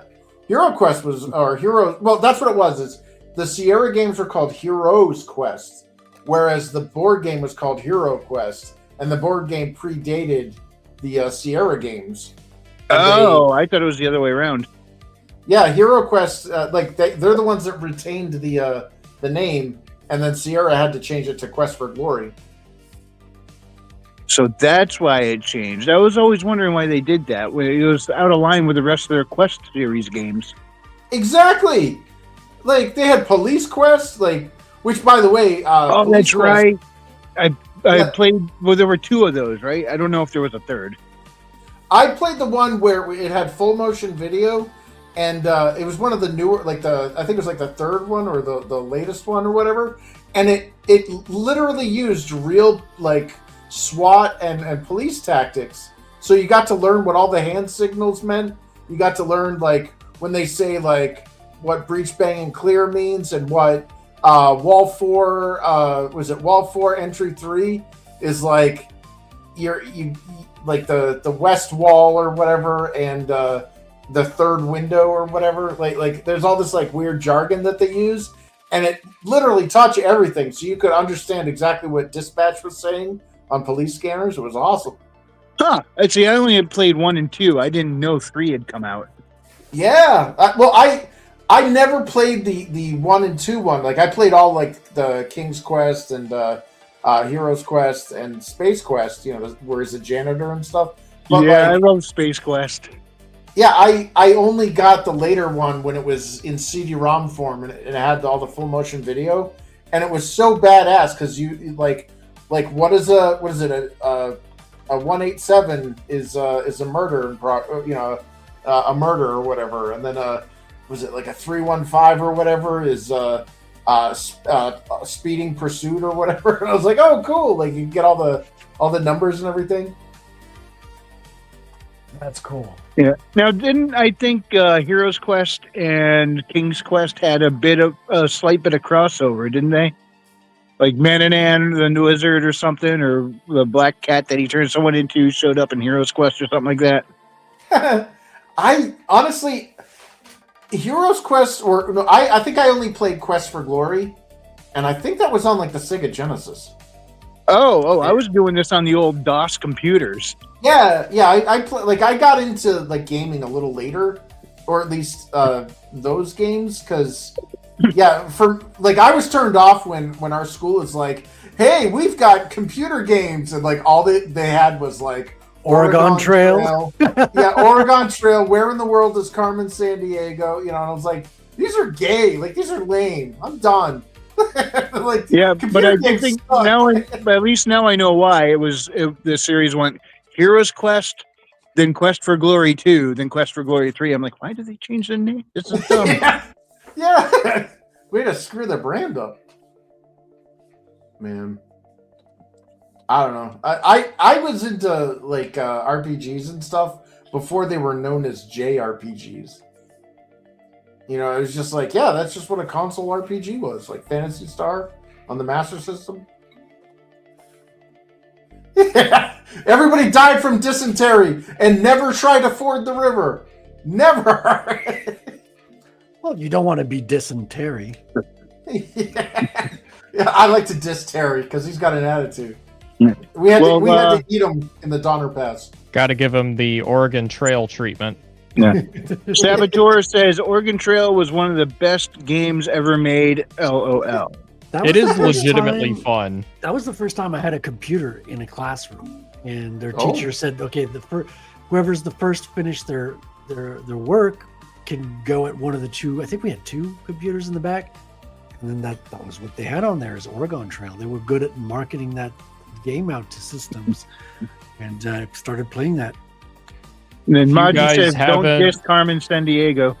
If you guys haven't played, like, if y'all haven't checked out like the actual like documentary or history of like how Oregon Trail was made, it's actually really fascinating.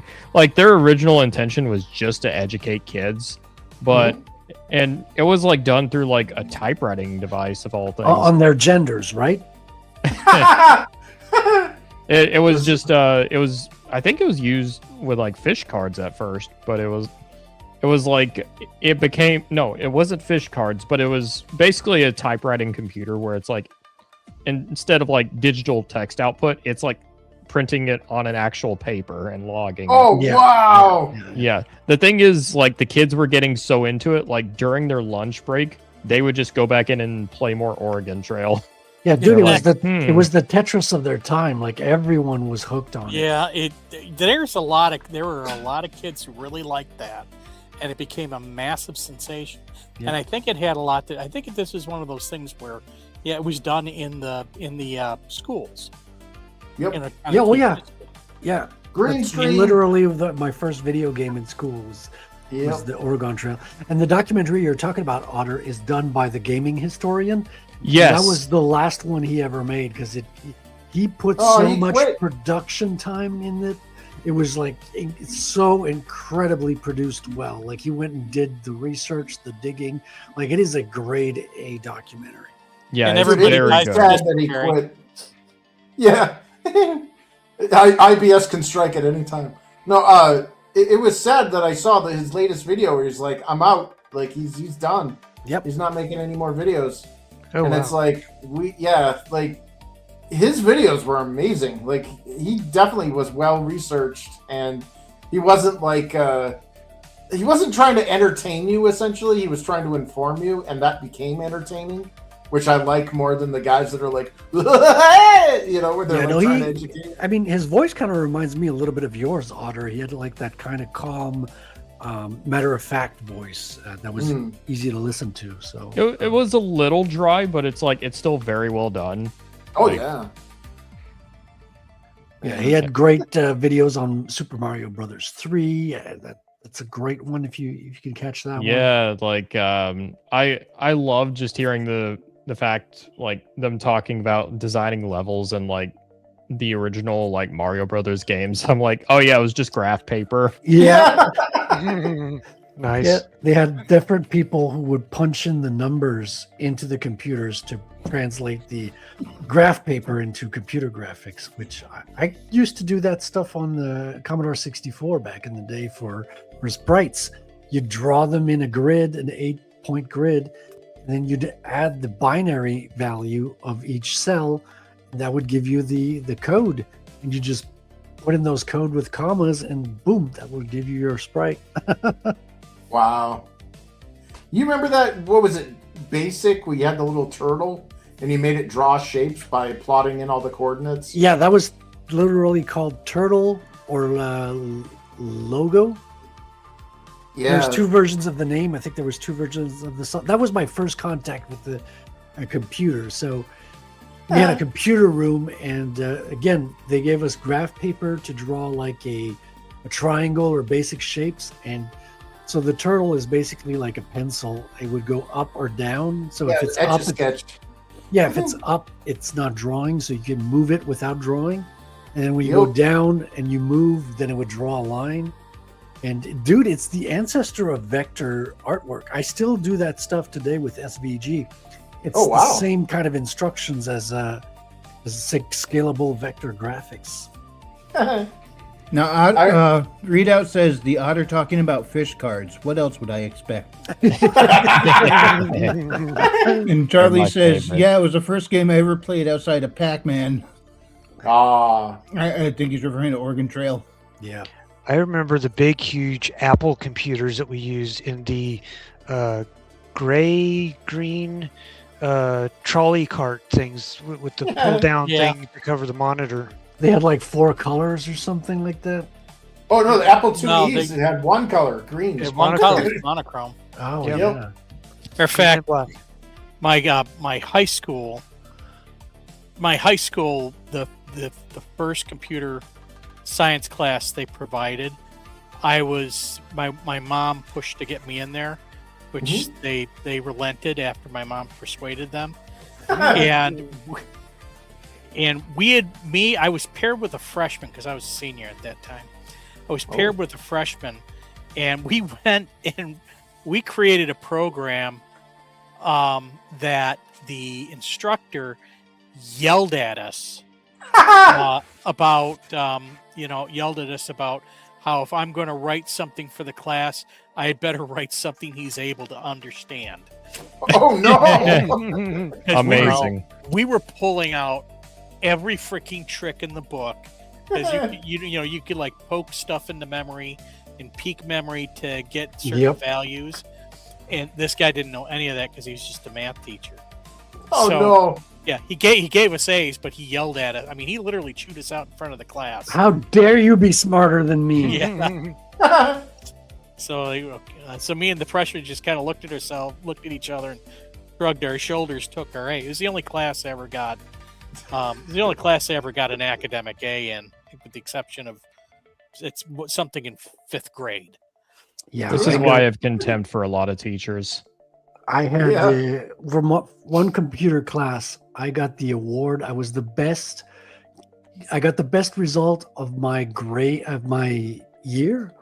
So, but I wasn't even the best one in my class because we had like cross years in the class. So 2 younger kids in my class had better grades than me. But they were not in my year, so I won the year award. And they were pretty cool. They were pretty dope. They had built a program to create, so basically a first version of Photoshop, right? So basically you could program to draw in, and I had I was just making a Spider-Man simulator. I made My driver has come to pick me up. I made a few basic Spider-Man games. The first year I took a programming class in high school, they had 2 parts. One, so they only had 1 semester a year. So they had both the Computer 1 and Computer 2 students in the same class, and a bunch of us took it. And then the next year, there was only 2 of us that came over to take the second class. In the second year, they had turned it into a full year thing. So the teacher had something for us the first half of the year, and had absolutely nothing for us the second half. And so it wasn't completely structured, but it was like, go program things. And so we wrote like dial-up programs and where the FBI shows up. Well, we were trying to get it to dial the modem, but the problem was we didn't have any modem attached to the computer. Oh, so it was sitting there. It's just a minor hiccup. Don't worry. Yeah. So it would attempt to make the connection and do the dial-up and stuff and everything, but there would never be any connection. We were also working on like a computer game, kind of like Bard's Tale or something like that, like where you go around the map and then you hit a square, you just get a random encounter that pops up, and you make choices depending upon things. We did an inventory program, so you could inventory whatever you wanted to, like antiques or something, and put it all in there and store it all. And we just had a fun time doing whatever the hell we wanted to do that was productive. Part of the magic of programming. Yep. Yeah. I say that unironically. It was funny because we were learning how to save stuff to the computer, and so you could turn the computer off and then come back later and turn it back on, and you could re-access everything. And that was one of the coolest things, because in the actual programming class it didn't really cover that much. Well, we had giant 3D printed save icons, and we could actually put the data on the save icon. Yes. We had the ones that were before the save icon. The 5 1/4 double densities. Yeah, well, that's what we were using too. Actually, we accidentally made the music virus, and we had to use the guy that taught the class was the science teacher, and so he also had the chemistry lab, and that's where the computers were at. But in the chemistry lab, we also had one of those super magnets where you plug it into the wall, and you oh no, click the button. Yeah. Well, when we discovered the music virus, that was literally the only way that we could format the disk in order to remove the music virus, because it gets into the bootloading sectors, and the only thing that you can do after it gets into the bootloading sectors is literally format it with the magnet and start over. Mass degauss. Yep. But whenever I reached college, I remember sitting in a lab class for the programming class and stuff, and I was getting kind of frustrated because I couldn't save any that we were working on various different things, and that you'd run stuff through the thing, and I would want to be able to save that data so I could rerun that data through as we did other stuff. And I asked the teacher, when are we going to learn how to save stuff to the database? And he's like, You are so far ahead of anybody else in this class because nobody else in this class has even thought about saving data to anywhere. Wow. You should have gotten yelled at for being too smart. Well, no, he was actually a programmer, and so this was kind of like his second job or something. Oh, And, nice. So he was actually impressed, and he was like, "Really, what you should do is you should go off and do a self-study." And I was like, "I'll finish up the year and then figure out because in order to get into the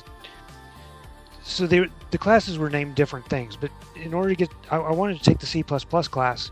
In order to do that, I had to take the Pascal class. In order to take the Pascal class, I had to take a basic class.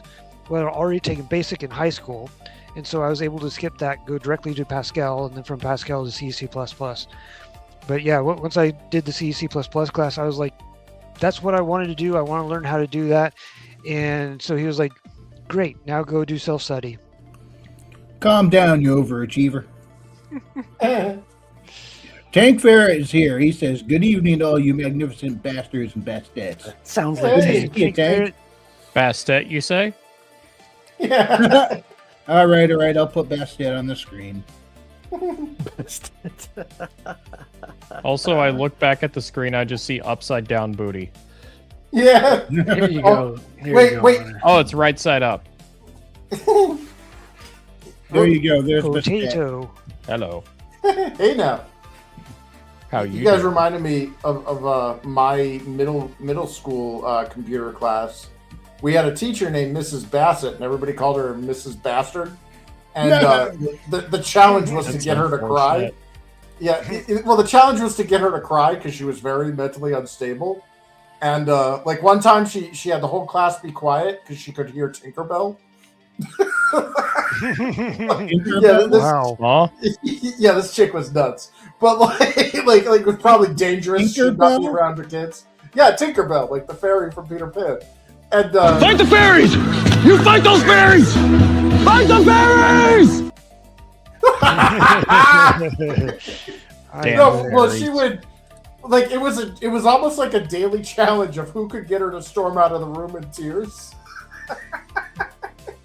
And I remember one kid like royally screwed up the computer where you were talking about like the music virus or whatever. Well, he somehow got his computer. There was a game called like Tuck or something, and Tuck had like this obnoxious like PC speaker music in it. It was like bloop, bloop, bloop, bloop, bloop, bloop, bloop, you know, and he ripped the disc out while it was reading it, while it was like loading the title screen. So it went Oh, gosh. and she's like, "Stop that!" And he's like, "Oh, I don't know what to do." She just like started crying and ran out of the room. And then like one of the girls walked over and unplugged the computer. What was her problem? Wow. We were like 10 years old too. Like, it was just, Oh my god. she's like, "Stop it! Stop it! Stop it!" And he's like, "I can't! Stop it!" And she just started, just ran into the hall, and we could hear like the Doppler effect of like, like I have no idea where she went. She should not be in contact with children. No, Yeah. Especially since we all know kids are vicious. Oh God, yeah. It was like, "Hey, did you hear what happened? Yeah, I heard Smitty got Mrs. Bastard to scream out in the halls." Dude, yeah, I was in freaking science class and I heard that bitch. Oh my god. Because it was just like you'd have your doors open in the classroom, you know, and you just hear like, like off in the distance, like, what was that? It's like, oh, that's Mrs. Bastard. Somebody must have like, you know, popped the top again. Nice Alan Jackson reference. Yeah. But yeah, when you said Bastet and then we were talking about computers, it was like new memory unlocked. You know, like, I'm like, oh yeah, I forgot about that poor mentally fragile woman that my grade tormented. Well, when you say Bastet, I think cat lady, but yeah. Dang. What it do? What it do, bro? Wow. Yeah, well, Well, when even Maji was commenting on that.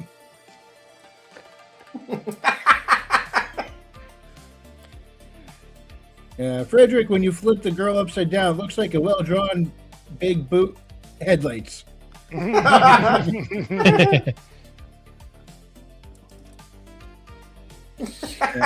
Extreme Ken close says, up. I guess what I'm getting at is we need that that what is it? That meme. Those of are the some dude great biting his lower headlights. lip? Damn. what was that, Chris? You ever see that meme of the black dude biting his lower lip and it just says "dead ass"? Oh yeah. Yes. Dead ass. We that the one need where a he's dad behind the ass tree? award. Yeah, we need a dad ass award. Like and the dad ass award goes to. Just be sure you're saying dad ass and not dead ass. Yeah, doesn't dead ass just mean serious? Like Well, not I'm dead up on ass, dad ass, DAD ass. Yeah.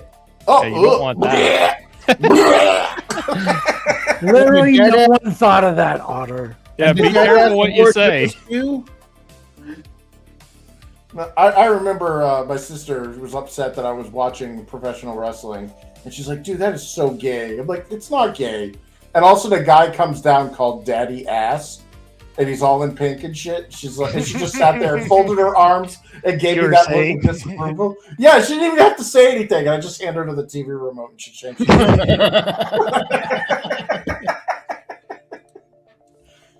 But yeah, apparently there's a wrestler called Daddy Ass. I remember Mr. Ass. Yeah. And then Right to Censor got him to change his name. Do you guys remember that Right to Censor group in WWF? And then I think the Dudleys went and put them through tables. The Dudleys, like the anti-censorship guys. Yeah. Devon, get the tables. Well, they were in that wrestling. Was it TNA or whatever? The one where like I think they were in WCW or something like that before that. Yeah, well, they were in like a hardcore one where they encouraged the audience to bring in random like household items, like a vacuum or a Nintendo. Safe.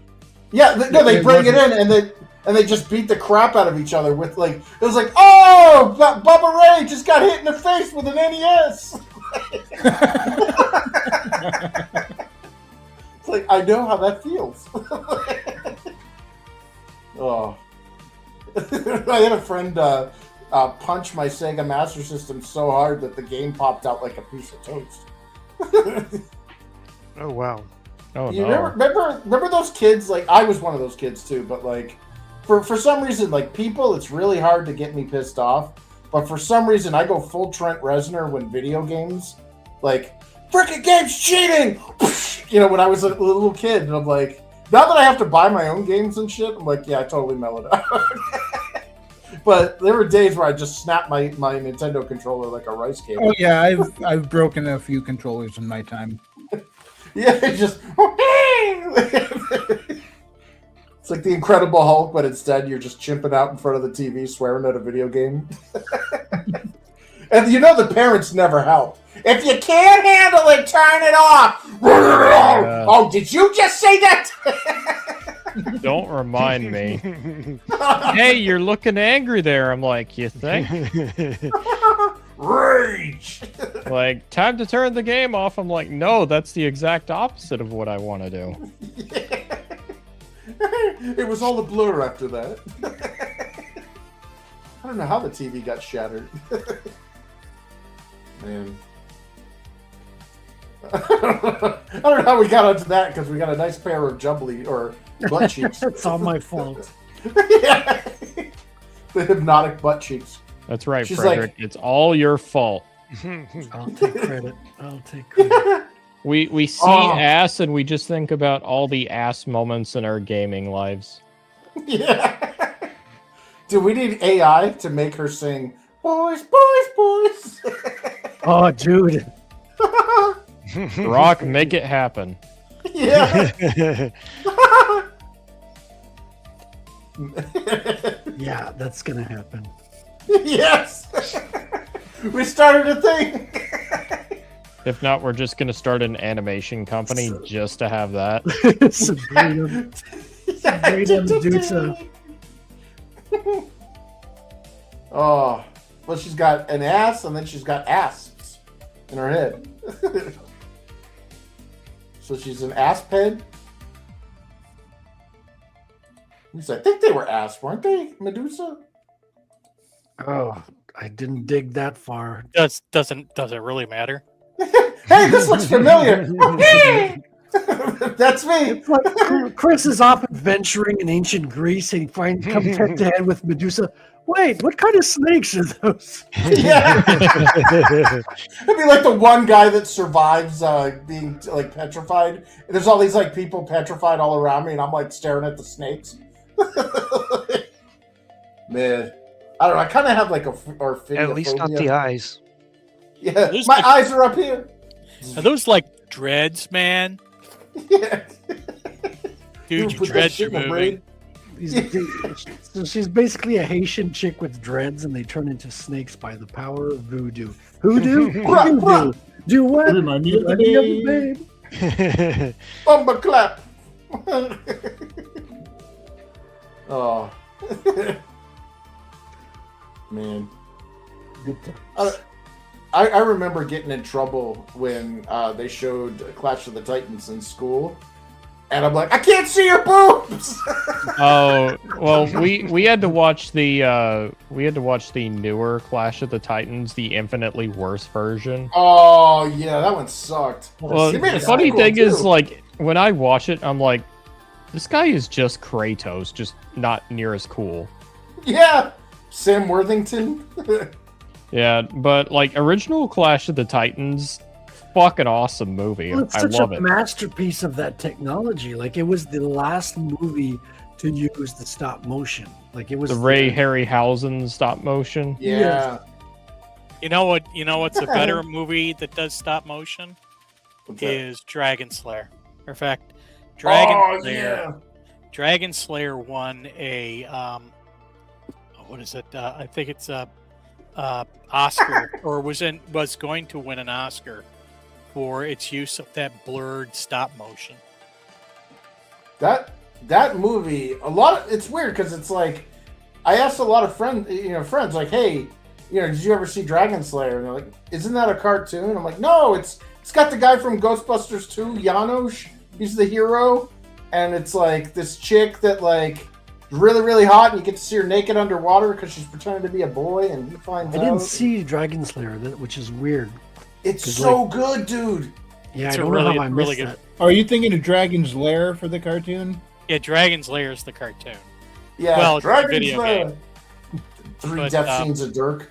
But yeah, Dragon Slayer, it was a joint venture between Paramount and Disney, believe it or not. And it's one of the few that and The Black Hole, which came out right around the same time. I remember The Black Hole. Yeah, What those was were the robot's name? I can't remember. Was Maximus? Maximilian was the evil one, and then there was the 2 floating garbage can sphere guys. The one was like floating trash R2D2s. stand. Yeah, it was like proto R2D2s, but they had like southern, like white Southerner accents. Yeah. So it was like that's the strangest voice to come out of a robot. So did the Robin Hood movie, the Disney animation, which like they never show because it sounds all racist because the Southern accent. Hey, you know what? Next time they need to do a remake of The Black Hole, but have Stone Cold Steve Austin voice the robot. What? Hell yeah! I actually saw aging or dating myself. I actually saw that animated Robin Hood when it came out. It was I had the vinyl soundtrack to it. Yeah. And it literally reused Jungle Book. I was going to say it was Jungle Book. It was Baloo. Yep. And Shere Khan and Prince John, and Ka the Snake. Yeah. Man. So anyway, I got this video here of Chris playing a video game. I love AI slop.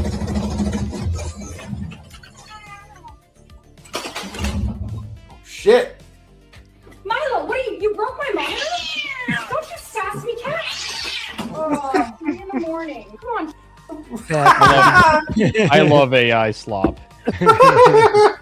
This is peak AI, by the way. Well, okay, so funny story about a cat with a video game tantrum. After my parents got divorced, I lived with my mom, and I can personally attest that Sega Genesis controllers are indestructible, because I floor spiked that thing so hard against the ground that it bounced up about 10 feet across the room, hit a window, one of those 2-pane glass, the gas sealed windows, and broke just one of the panels, like one of the panes, the glass. No. And I was so scared. I'm like, oh shit, I'm gonna get in so much trouble. So I made up this this is how terrible I am as a liar. I made up this terrible story that my cat tried to jump in the window and broke the window. and in fact, it wasn't me, a fat little shit who just spiked his controller and broke the window throwing a tantrum. It was the cat. He was just trying to get in the window from the back of the chair. And I was running the story through my head, rehearsing it, like, okay, I got. And my dad ends up calling me, and I start talking to him on the phone, and I was like, "Oh, Dad, Snuggles jumped through the window and broke the window," and he's like, "Wait, what?" It's like, "Yeah, I think the cat was trying to get off the back of the chair and jumped right into the window and broke it." And then there's just like probably about 3 seconds of silence, and then I just hear like him starting to snicker, and then just outright laugh in my face, and he's like, "Did you tell your mom that?" I'm like, "What?" He's like, "I just don't believe you." Like, what? What do you mean? He's like, "Do you realize the velocity that cat would need to be traveling to shatter the gas-sealed glass? Like, there would be nothing left of him. It would be like fur and blood."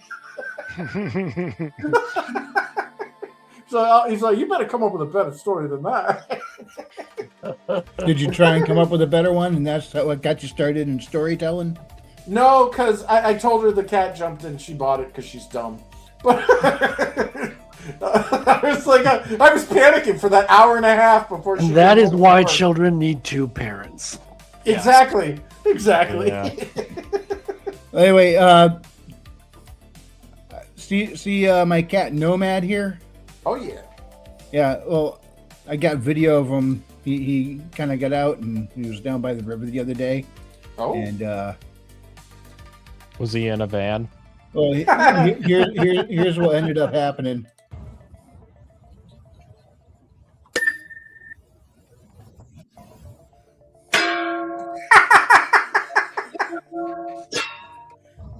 Oh man. And this is why I love AI slop.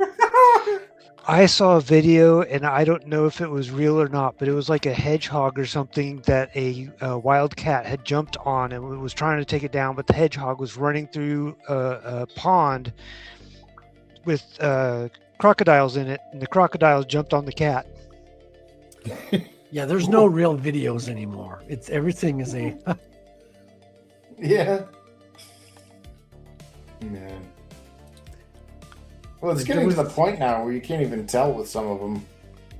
Sometimes, yeah. I mean, there was a whole wave of people doing like videos of cats or dogs getting rescued, like on rooftops after an inundation, and it was all AI. It was just breaking the views, and they'd probably make money off of the views and shit.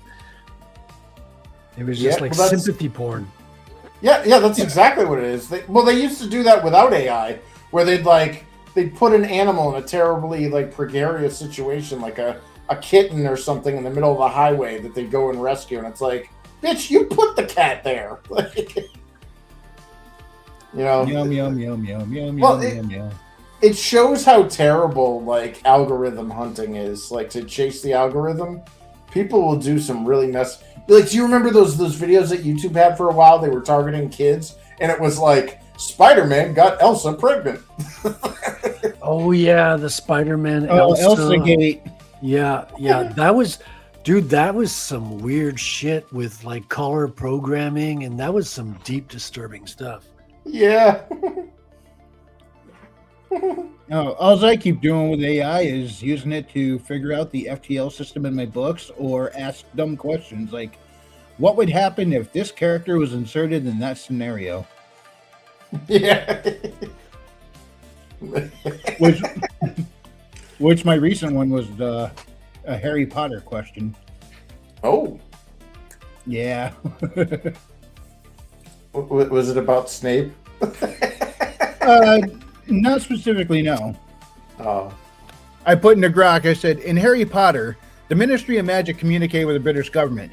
Let's say that the battle for Hogwarts goes badly, and the Ministry informed Britain. Voldemort is planning to soon subjugate the Muggle world. So, the British government decides not to let that happen, and they send James Bond. How do you think that would play out? Ding, ding, ding, ding, ding, ding. And I also said, did you ever get a James Bond versus Voldemort inquiry before? And Grok said, no, this is a brand new James Bond versus Voldemort inquiry. First one I've ever fielded, and it's glorious. When you mentioned Snape from Harry Potter, I just had the most racist thought in my head. What's that? So in the new Harry Potter movie, Snape is black, right? Oh, Black Snape, yeah. Yeah, and he's the master of potions. So if you're a master of potion and you're black, wouldn't you want to turn yourself white? Yeah, well, that was the whole Is thing. he Uncle Ruckus? Well, do you remember like the whole like how they hated they got all upset at J.K. Rowling for like her anti-trans stance and all that stuff. Oh, and it's yeah. like in the wizarding world of Harry Potter, they literally have the polyjuice stuff. So there's literally no reason for trans people to exist. Because they could literally just drink the potion and be whoever they want. They'd be like, yeah, make me a girl. Oh, I'm a girl. Well, that's the thing with a lot of like any like medieval fantasy, like D&D type setting. It's like, how many of these settings have like either a potion or a magic item that magically swaps genders? So why do you have transition surgery when you can just use magic? Same thing in Star Trek. Yeah, it's like, why do you sound like Dr. Girlfriend? Like, you could literally just be a girl. Like this. So some dude goes, I want to be a chick, drinks a polymorph potion, and all of a sudden he's like upper middle age, beard gut, butch haircut. I'm a high school gym teacher. I'm Karen. I'm Lady Karen the Butch. It is kind of funny. Like, first example I always think of is like Dragon Age: The Veilguard. I'm like, why the fuck are there like top surgery scars? Whenever it's like the mages in that game series are so powerful, it's like, yeah, you guys are pretty much like sectioned off over here, and it's like you can't go anywhere else. Like, I'm willing to bet it's a sausage fest, and it's like every time you use magic, which you regularly use, you're at risk of being possessed by a demon. I'm wondering if there's got to be somebody who's like, hey, can I actually give myself a pair of boobs? Just elfin magic. Well, Keebler cookies can give you boobs. Well, the endocrine disruption in their these are nerds. Like, wizards are nerds. Yeah, I mean, kind of lore breaking though. Yeah. Like other D&D settings, you literally have like a belt that literally swaps your gender. Like Baldur's Gate, like older editions of D&D, like it's a cursed magic item. Yeah. Man. Well, yeah. Hell, I even had that in my my tabletop, my Infinitale game. Well, it's not a curse to me. No, there's this area you go into, and there's a table of random effects that happen to you when you go into it, because the entire area is basically like a nuclear fallout of chaos magic. So you walk in, and if you don't have any kind of ward or anything on you, it's gonna randomly do something to you. And yeah, one of them is change gender. So you go in as a dude, you come out without the wedding tackle, you know.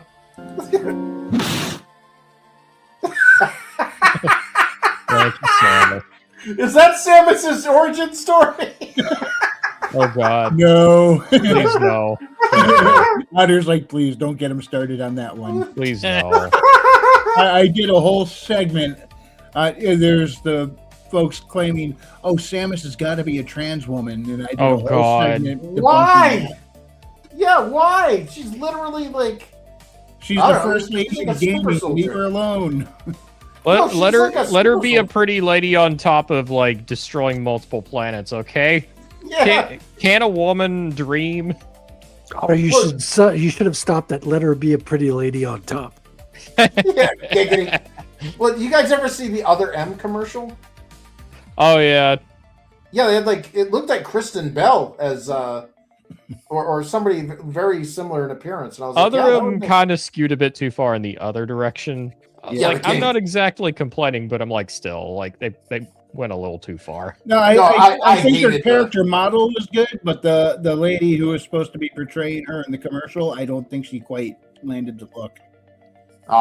Like I didn't hate it. It was okay. Yeah, I thought she was pretty hot. And for me, it's more just like I do kind of have like a problem with the art style of Other M, but it's like Samus. Well, her suit kind of looked a little jank in it. I don't like the mold they put on her face, and they made her eyes green instead of blue. And then Fair. because they wanted Adam to feel imposing around her. He's standing like much taller than her, and I'm looking at that. I'm like, what is Adam, like 7 feet tall? Yeah, Because I somebody thought she was forgot a that Samus super is 6'3". For me, Yeah. I'm like, you should be comparing Samus Aran to like Bayonetta or something like that, where in terms of power level, it's like maybe she's not quite as powerful as Bayonetta, literally killing gods and Bayonetta shit. is a little higher up, but Yeah, a Bayonetta lot is of like people- insanely powerful. a lot of people think she's a female version of Master Chief or something. No, Yeah. I mean, I get on the surface how it could look like that, but she's more. She scales way above him. She's more in the ballpark of Doomslayer. Doomslayer is still a little there more you go. powerful, but Samus could actually box with Doomslayer. I kind of compare all of them to a certain extent. Like for me, like Master Chief is actually very capable. The only thing is, like, yes, very. gameplay wise, it's like if he encounters an unlucky hit, he's dead. Yeah, Like, the thing is, when we look at it on the surface, they could all look similar, but when you dig into the lore of the worlds and what's actually going on, you realize they're not close. I mean, even outside the suits, Samus could still beat them in a cage match. Well, Which one? Samus They have the churros. is having a lot more trouble when she's just surrounded by like a horde of enemies. Yeah. Doomslayer, he revels in that. Yeah, rip and tear. He's like, "Oh, you think I'm in here with you?" Yeah. But Samus is one of the few video game characters that could actually cover Doomslayer's shift. Yeah. Somebody She should mod that. can't go continuously like Doomslayer does, but she could cover a shift or two. No, dude, somebody needs to mod that shit. Give us the modern Doom. Get rid of Doom Eternal or whatever. No, what was Metroid the- Eternal. Yeah. Well, what was the latest one? Was like awful. Oh, Like, Doom: The Dark Ages. Yeah, that one was just Like it was like from what I Other M. know, Too much it's not talking. a bad game, but it's like it's just underwhelming. Some of the stuff I'm like, why? How did they think that was a good idea? Like removing glory kills, I'm like, what were you guys thinking there? Yeah, but how do you heal yourself if you can't do glory kills? Well, it's like I mean, it's same mechanic. It's like you're just swinging your mace and your shield around, but it's like there's no animation of like just the Doomslayer just eviscerating a demon. Yeah.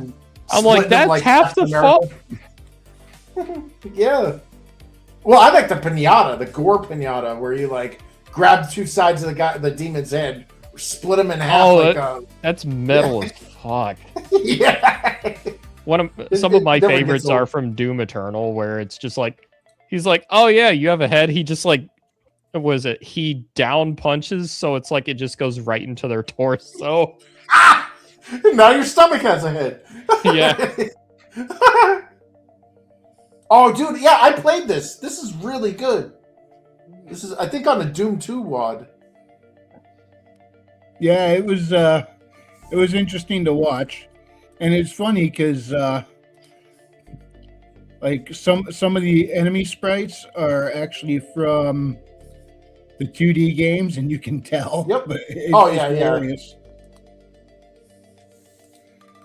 But yeah, at a glance, it looks like Metroid Prime, but no, it's the Doom engine.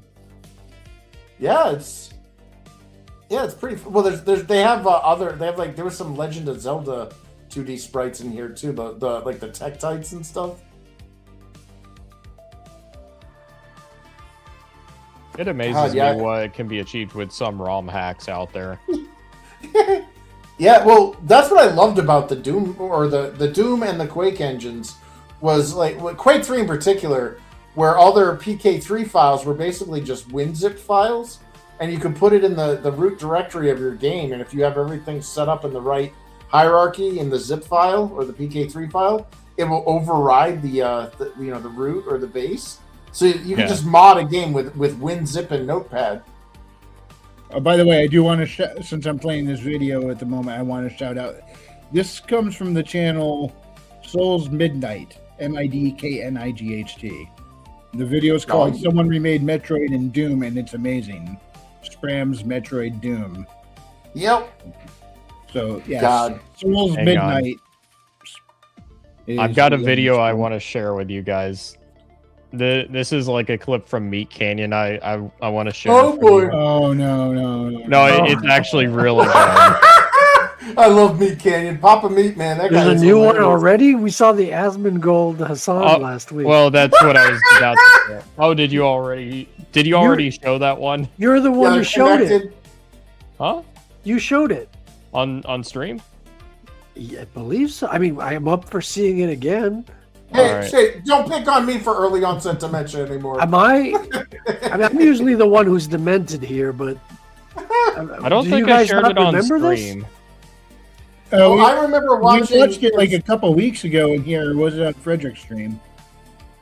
Oh yeah, I think it was a couple weeks ago in here. Well, they're connected. They're like a worm, the two of them. Exactly. Yes. Yeah. Here we go. I got it. God, that was so fun. That Doom Metroid. I found you. Osmongold brought you up in the stream again today. Dude is super annoying. Yeah, I know he is annoying because the whole thing is that he uses my name to clout chase. Hassan. Fucking bogus, man. Seriously. Hassan's talking about you on a stream again? He's such a fucking parasite, guys. Seriously. Yo, chat, give me 1 second. I'll be right back. Can you guys excuse me for 1 second? I love this so Clip farming's much. going great. We're going to make so much money together. Yes, my love, you're doing great. Will you please kiss me to hold me over until stream is done? Only if you Why are kiss they me using back super Camtasia? hard. I don't know. Wait. Or who's this guy? OBS. Yeah, who's he? Yeah. 去年 Look at the dog. 放我走，他们非要我看。 What the fuck are you saying? Kaya, please! I'm gonna talk about that later. Oh, yeah, Oh, I can't get that guy from Hassan. Let me do one. Let me zap her. 别惦记那只 pupper。等一下，我在抢中文啊！ Can we DoorDash something from Panda Express? Oh, that sounds really good, baby. Kaya, what do you want from Panda Express? 真 PG，真 PG。 I can't hold him in any longer. You need to make love to me right now. Oh, yeah. Tap her again. That's all I'm sharing. I love that bit. You know so the funny part about it is Asmongold saw it, laughed his ass off, thought it was freaking hilarious, and Hassan flipped his shit. I just think it's funny. It's really fucking funny. Yeah, it's like, well, it's a commentary on all these like rivalries, and you know. It was funny watching Asmon watch Hassan review it because Hassan was Asmon was like, is he upset? Oh, I bet he just like makes up this narrative in his mind and then he starts getting angry at the narrative. And boom, right on cue, Hassan is like, oh, I bet these people this and that and this and that. And then he pumps himself up and gets pissed. Now, wasn't there a part where he was watching him watch it and the dude paused it right as the two of them were kissing? He's like, do you have to leave it paused right here? That's the one, yeah. Yeah.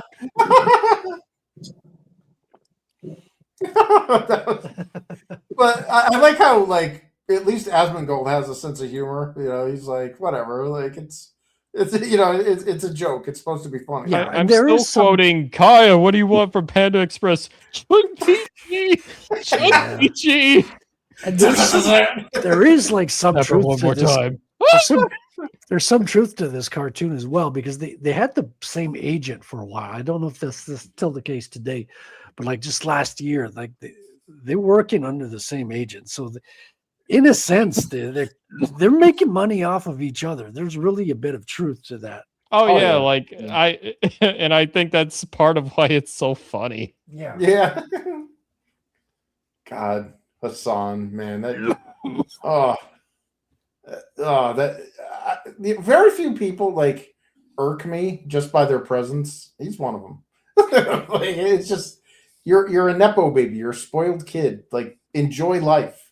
I might actually. I don't like Hassan, but I'll say that Destiny actually annoys me ever so slightly more. Dude, I don't know. Like, is it the ketamine in him that sets him off? Because like, there's something wrong with that dude. I watched him like spurred out. I don't like Hassan by any stretch, but it's like Destiny he just has that actually energy. You know? Oh God, yeah. And I'm like, oh God, shut the fuck up. You know, you can hear it in his voice. This is somebody that's never been punched in the face. Like, why he didn't go to junior high? Well, everybody needs to get punched in the face at least once in their life, so they know what it feels like, and they know like they should avoid it. So don't talk shit like that if you're not ready for. You know, it's like the Mike Tyson quote about the internet. You know, like. Just that, actually, blah, blah, blah. Ah! Yeah, like, wow, I've reset him. Actually is my middle name. Well, instead of a shot caller, all you need is Nick Fuentes, and Destiny is he shuts up. Like, for mysterious reasons.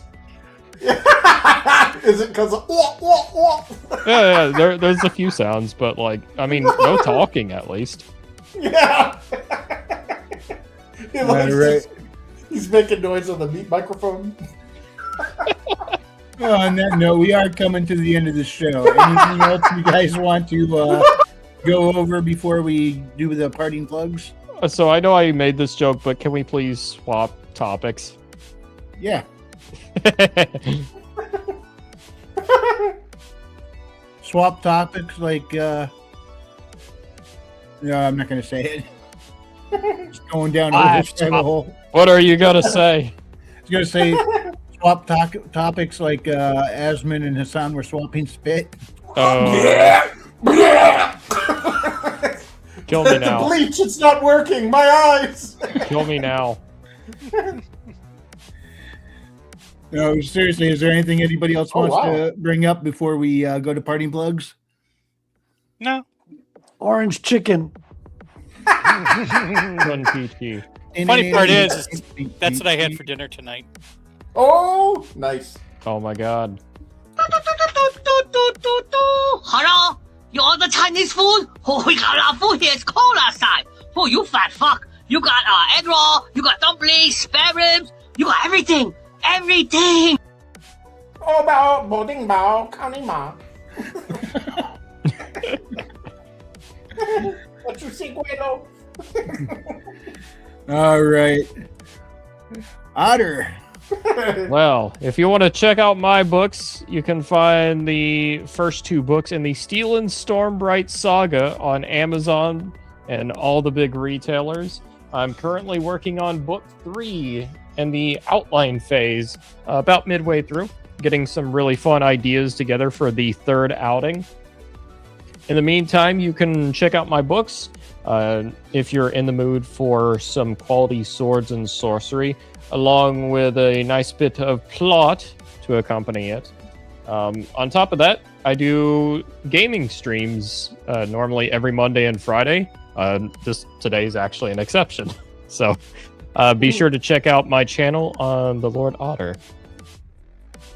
Yeah, Otter, it was kind of a nice surprise to see you drop in today. I thought you were going to be gaming, but it's nice to have you back in the panel again. I had to do a couple other things tonight, so it was taking a bit of extra time of like, yeah, stream time's not going to happen, but I'll hop on here. Why not? Awesome. Thanks for coming on, and check out his books.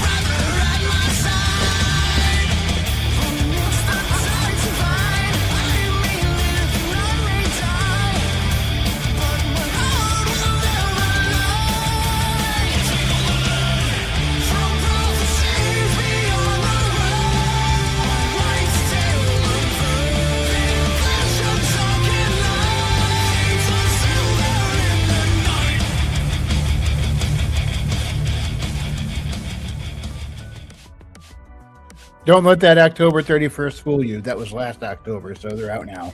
That's right. But it's always October in your heart. Thank you, Wednesday Adams. Chris! Yeah. Well, if you're also interested in graphic novel fantasy stuff, you can check out Infinite Tale Chronicles, available on Amazon, books 1 and 2. We're working on book 3 now. We're about halfway through it. Hoping to have a crowdfunding launch next year, probably at the end of summer. And then in addition to that, I made a post today. I started working on some redesigns for some of the Infinite Tale Fantasy role-playing game equipment cards. And I'm really liking how they turned out, but I was hoping to get some feedback of people going, "Oh, that's terrible," or in my case, going, "That's the most amazing card I've ever seen." So, check me out on Twitter or X at Infinite Tale Comic, and you get to see all these cool little novelties that I keep dropping off on there. So between the graphic novel series and the tabletop role-playing game, all bunch of cool stuff. And Awesome. Thanks for having me there. Yep, and I need to get one of your trailers to put in the roster here. So, send me one of those when you can. Cool. All right. Raven. Oh, that reminded me of the other day. I was going through and just for some reason I remembered the old idea of doing an Al Qadim mixed with Dark Sun as a campaign world. But if you've not seen it yet, check out The Legend of Shalar by Maji. I got the nice hardcover, and it's nice and thick, and it looks beautiful. Meanwhile, I've been reading digital. Usually you plug Record of the Paladins. I was going to plug Maji tonight, and I had Record of the Paladins link ready to go. So let me go back. Sorry. I could only copy paste one thing at a time. Let me go back and grab Maji's. I had that ready to go, but I'm sorry. Oh, no problem. I get stuck in patterns, and when someone changes patterns, I go.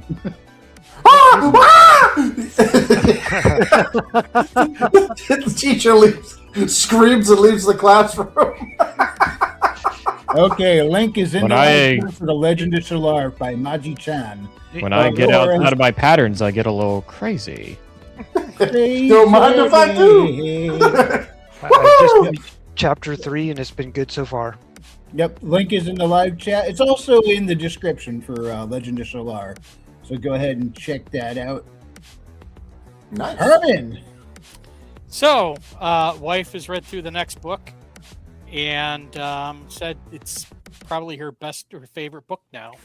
Ooh. And said it's some of the best writing I've done yet. So good. Beta reader copies are going to be coming out in May, I think. And after that, I'm going to start going into production. So the Revenant in the Tomb is 99 cents at Amazon. Actually, it's 99 cents everywhere. So if you're looking to see what my writing's all about, go pick up the ebook. All right. And the link is in the live chat to your Amazon page for the Revenant series. Yep. And I do believe yours is also in the description. Yep. I think my next book after the one I'm going to finish is going to be another Hell Cedric book as well. Sweet. Yeah, you're still surprised by how much people love Hell Cedric? Yeah, he was a disposable character until he wasn't. For a one-off, he kind of became your my main guy, your flagship character. Yeah, so people seem to love him. So yes, they'll get more. All right. One of these days, we got to get you a trailer too. Yeah. Down by the river. I'll be in my trailer. In a van down by the river. Frederick. Yeah. I've got a little website called Comic Skater.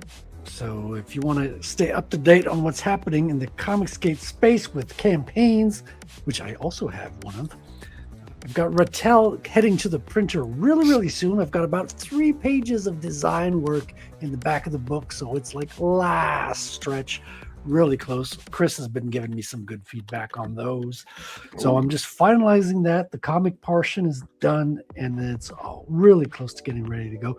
If you want to secure your copy, go to ratelcomic.com, follow the Fund My Comic link, and you'll have a chance to reserve your copy before we head to print. It's going to be a limited series. It's a superhero type book, and well, I guess you've got the trailer, right? Let's hit that beautiful footage. Our world is crumbling, and most people are blind to it. A young computer whiz named Raimi decides to stand against the rising tide of oppression, only to find himself under the boot of those behind it all. Incarceration only proves to refine his resolve. Divine intervention takes away all fear from him in order to fix a broken system that enslaves us all. There comes a time when good men must ignore bad laws. Raimi dons a mask and becomes Rattel.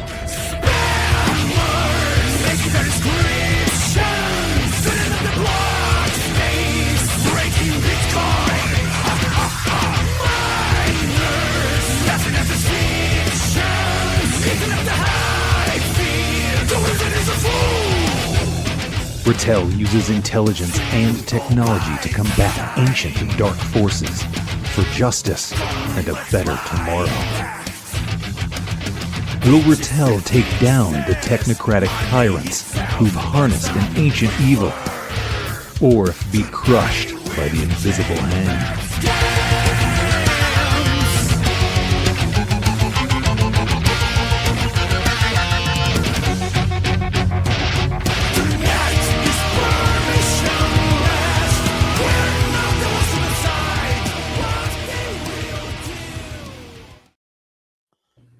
Also, check out Anonymal's album, The Wizard is a Fool, which gives that trailer the song.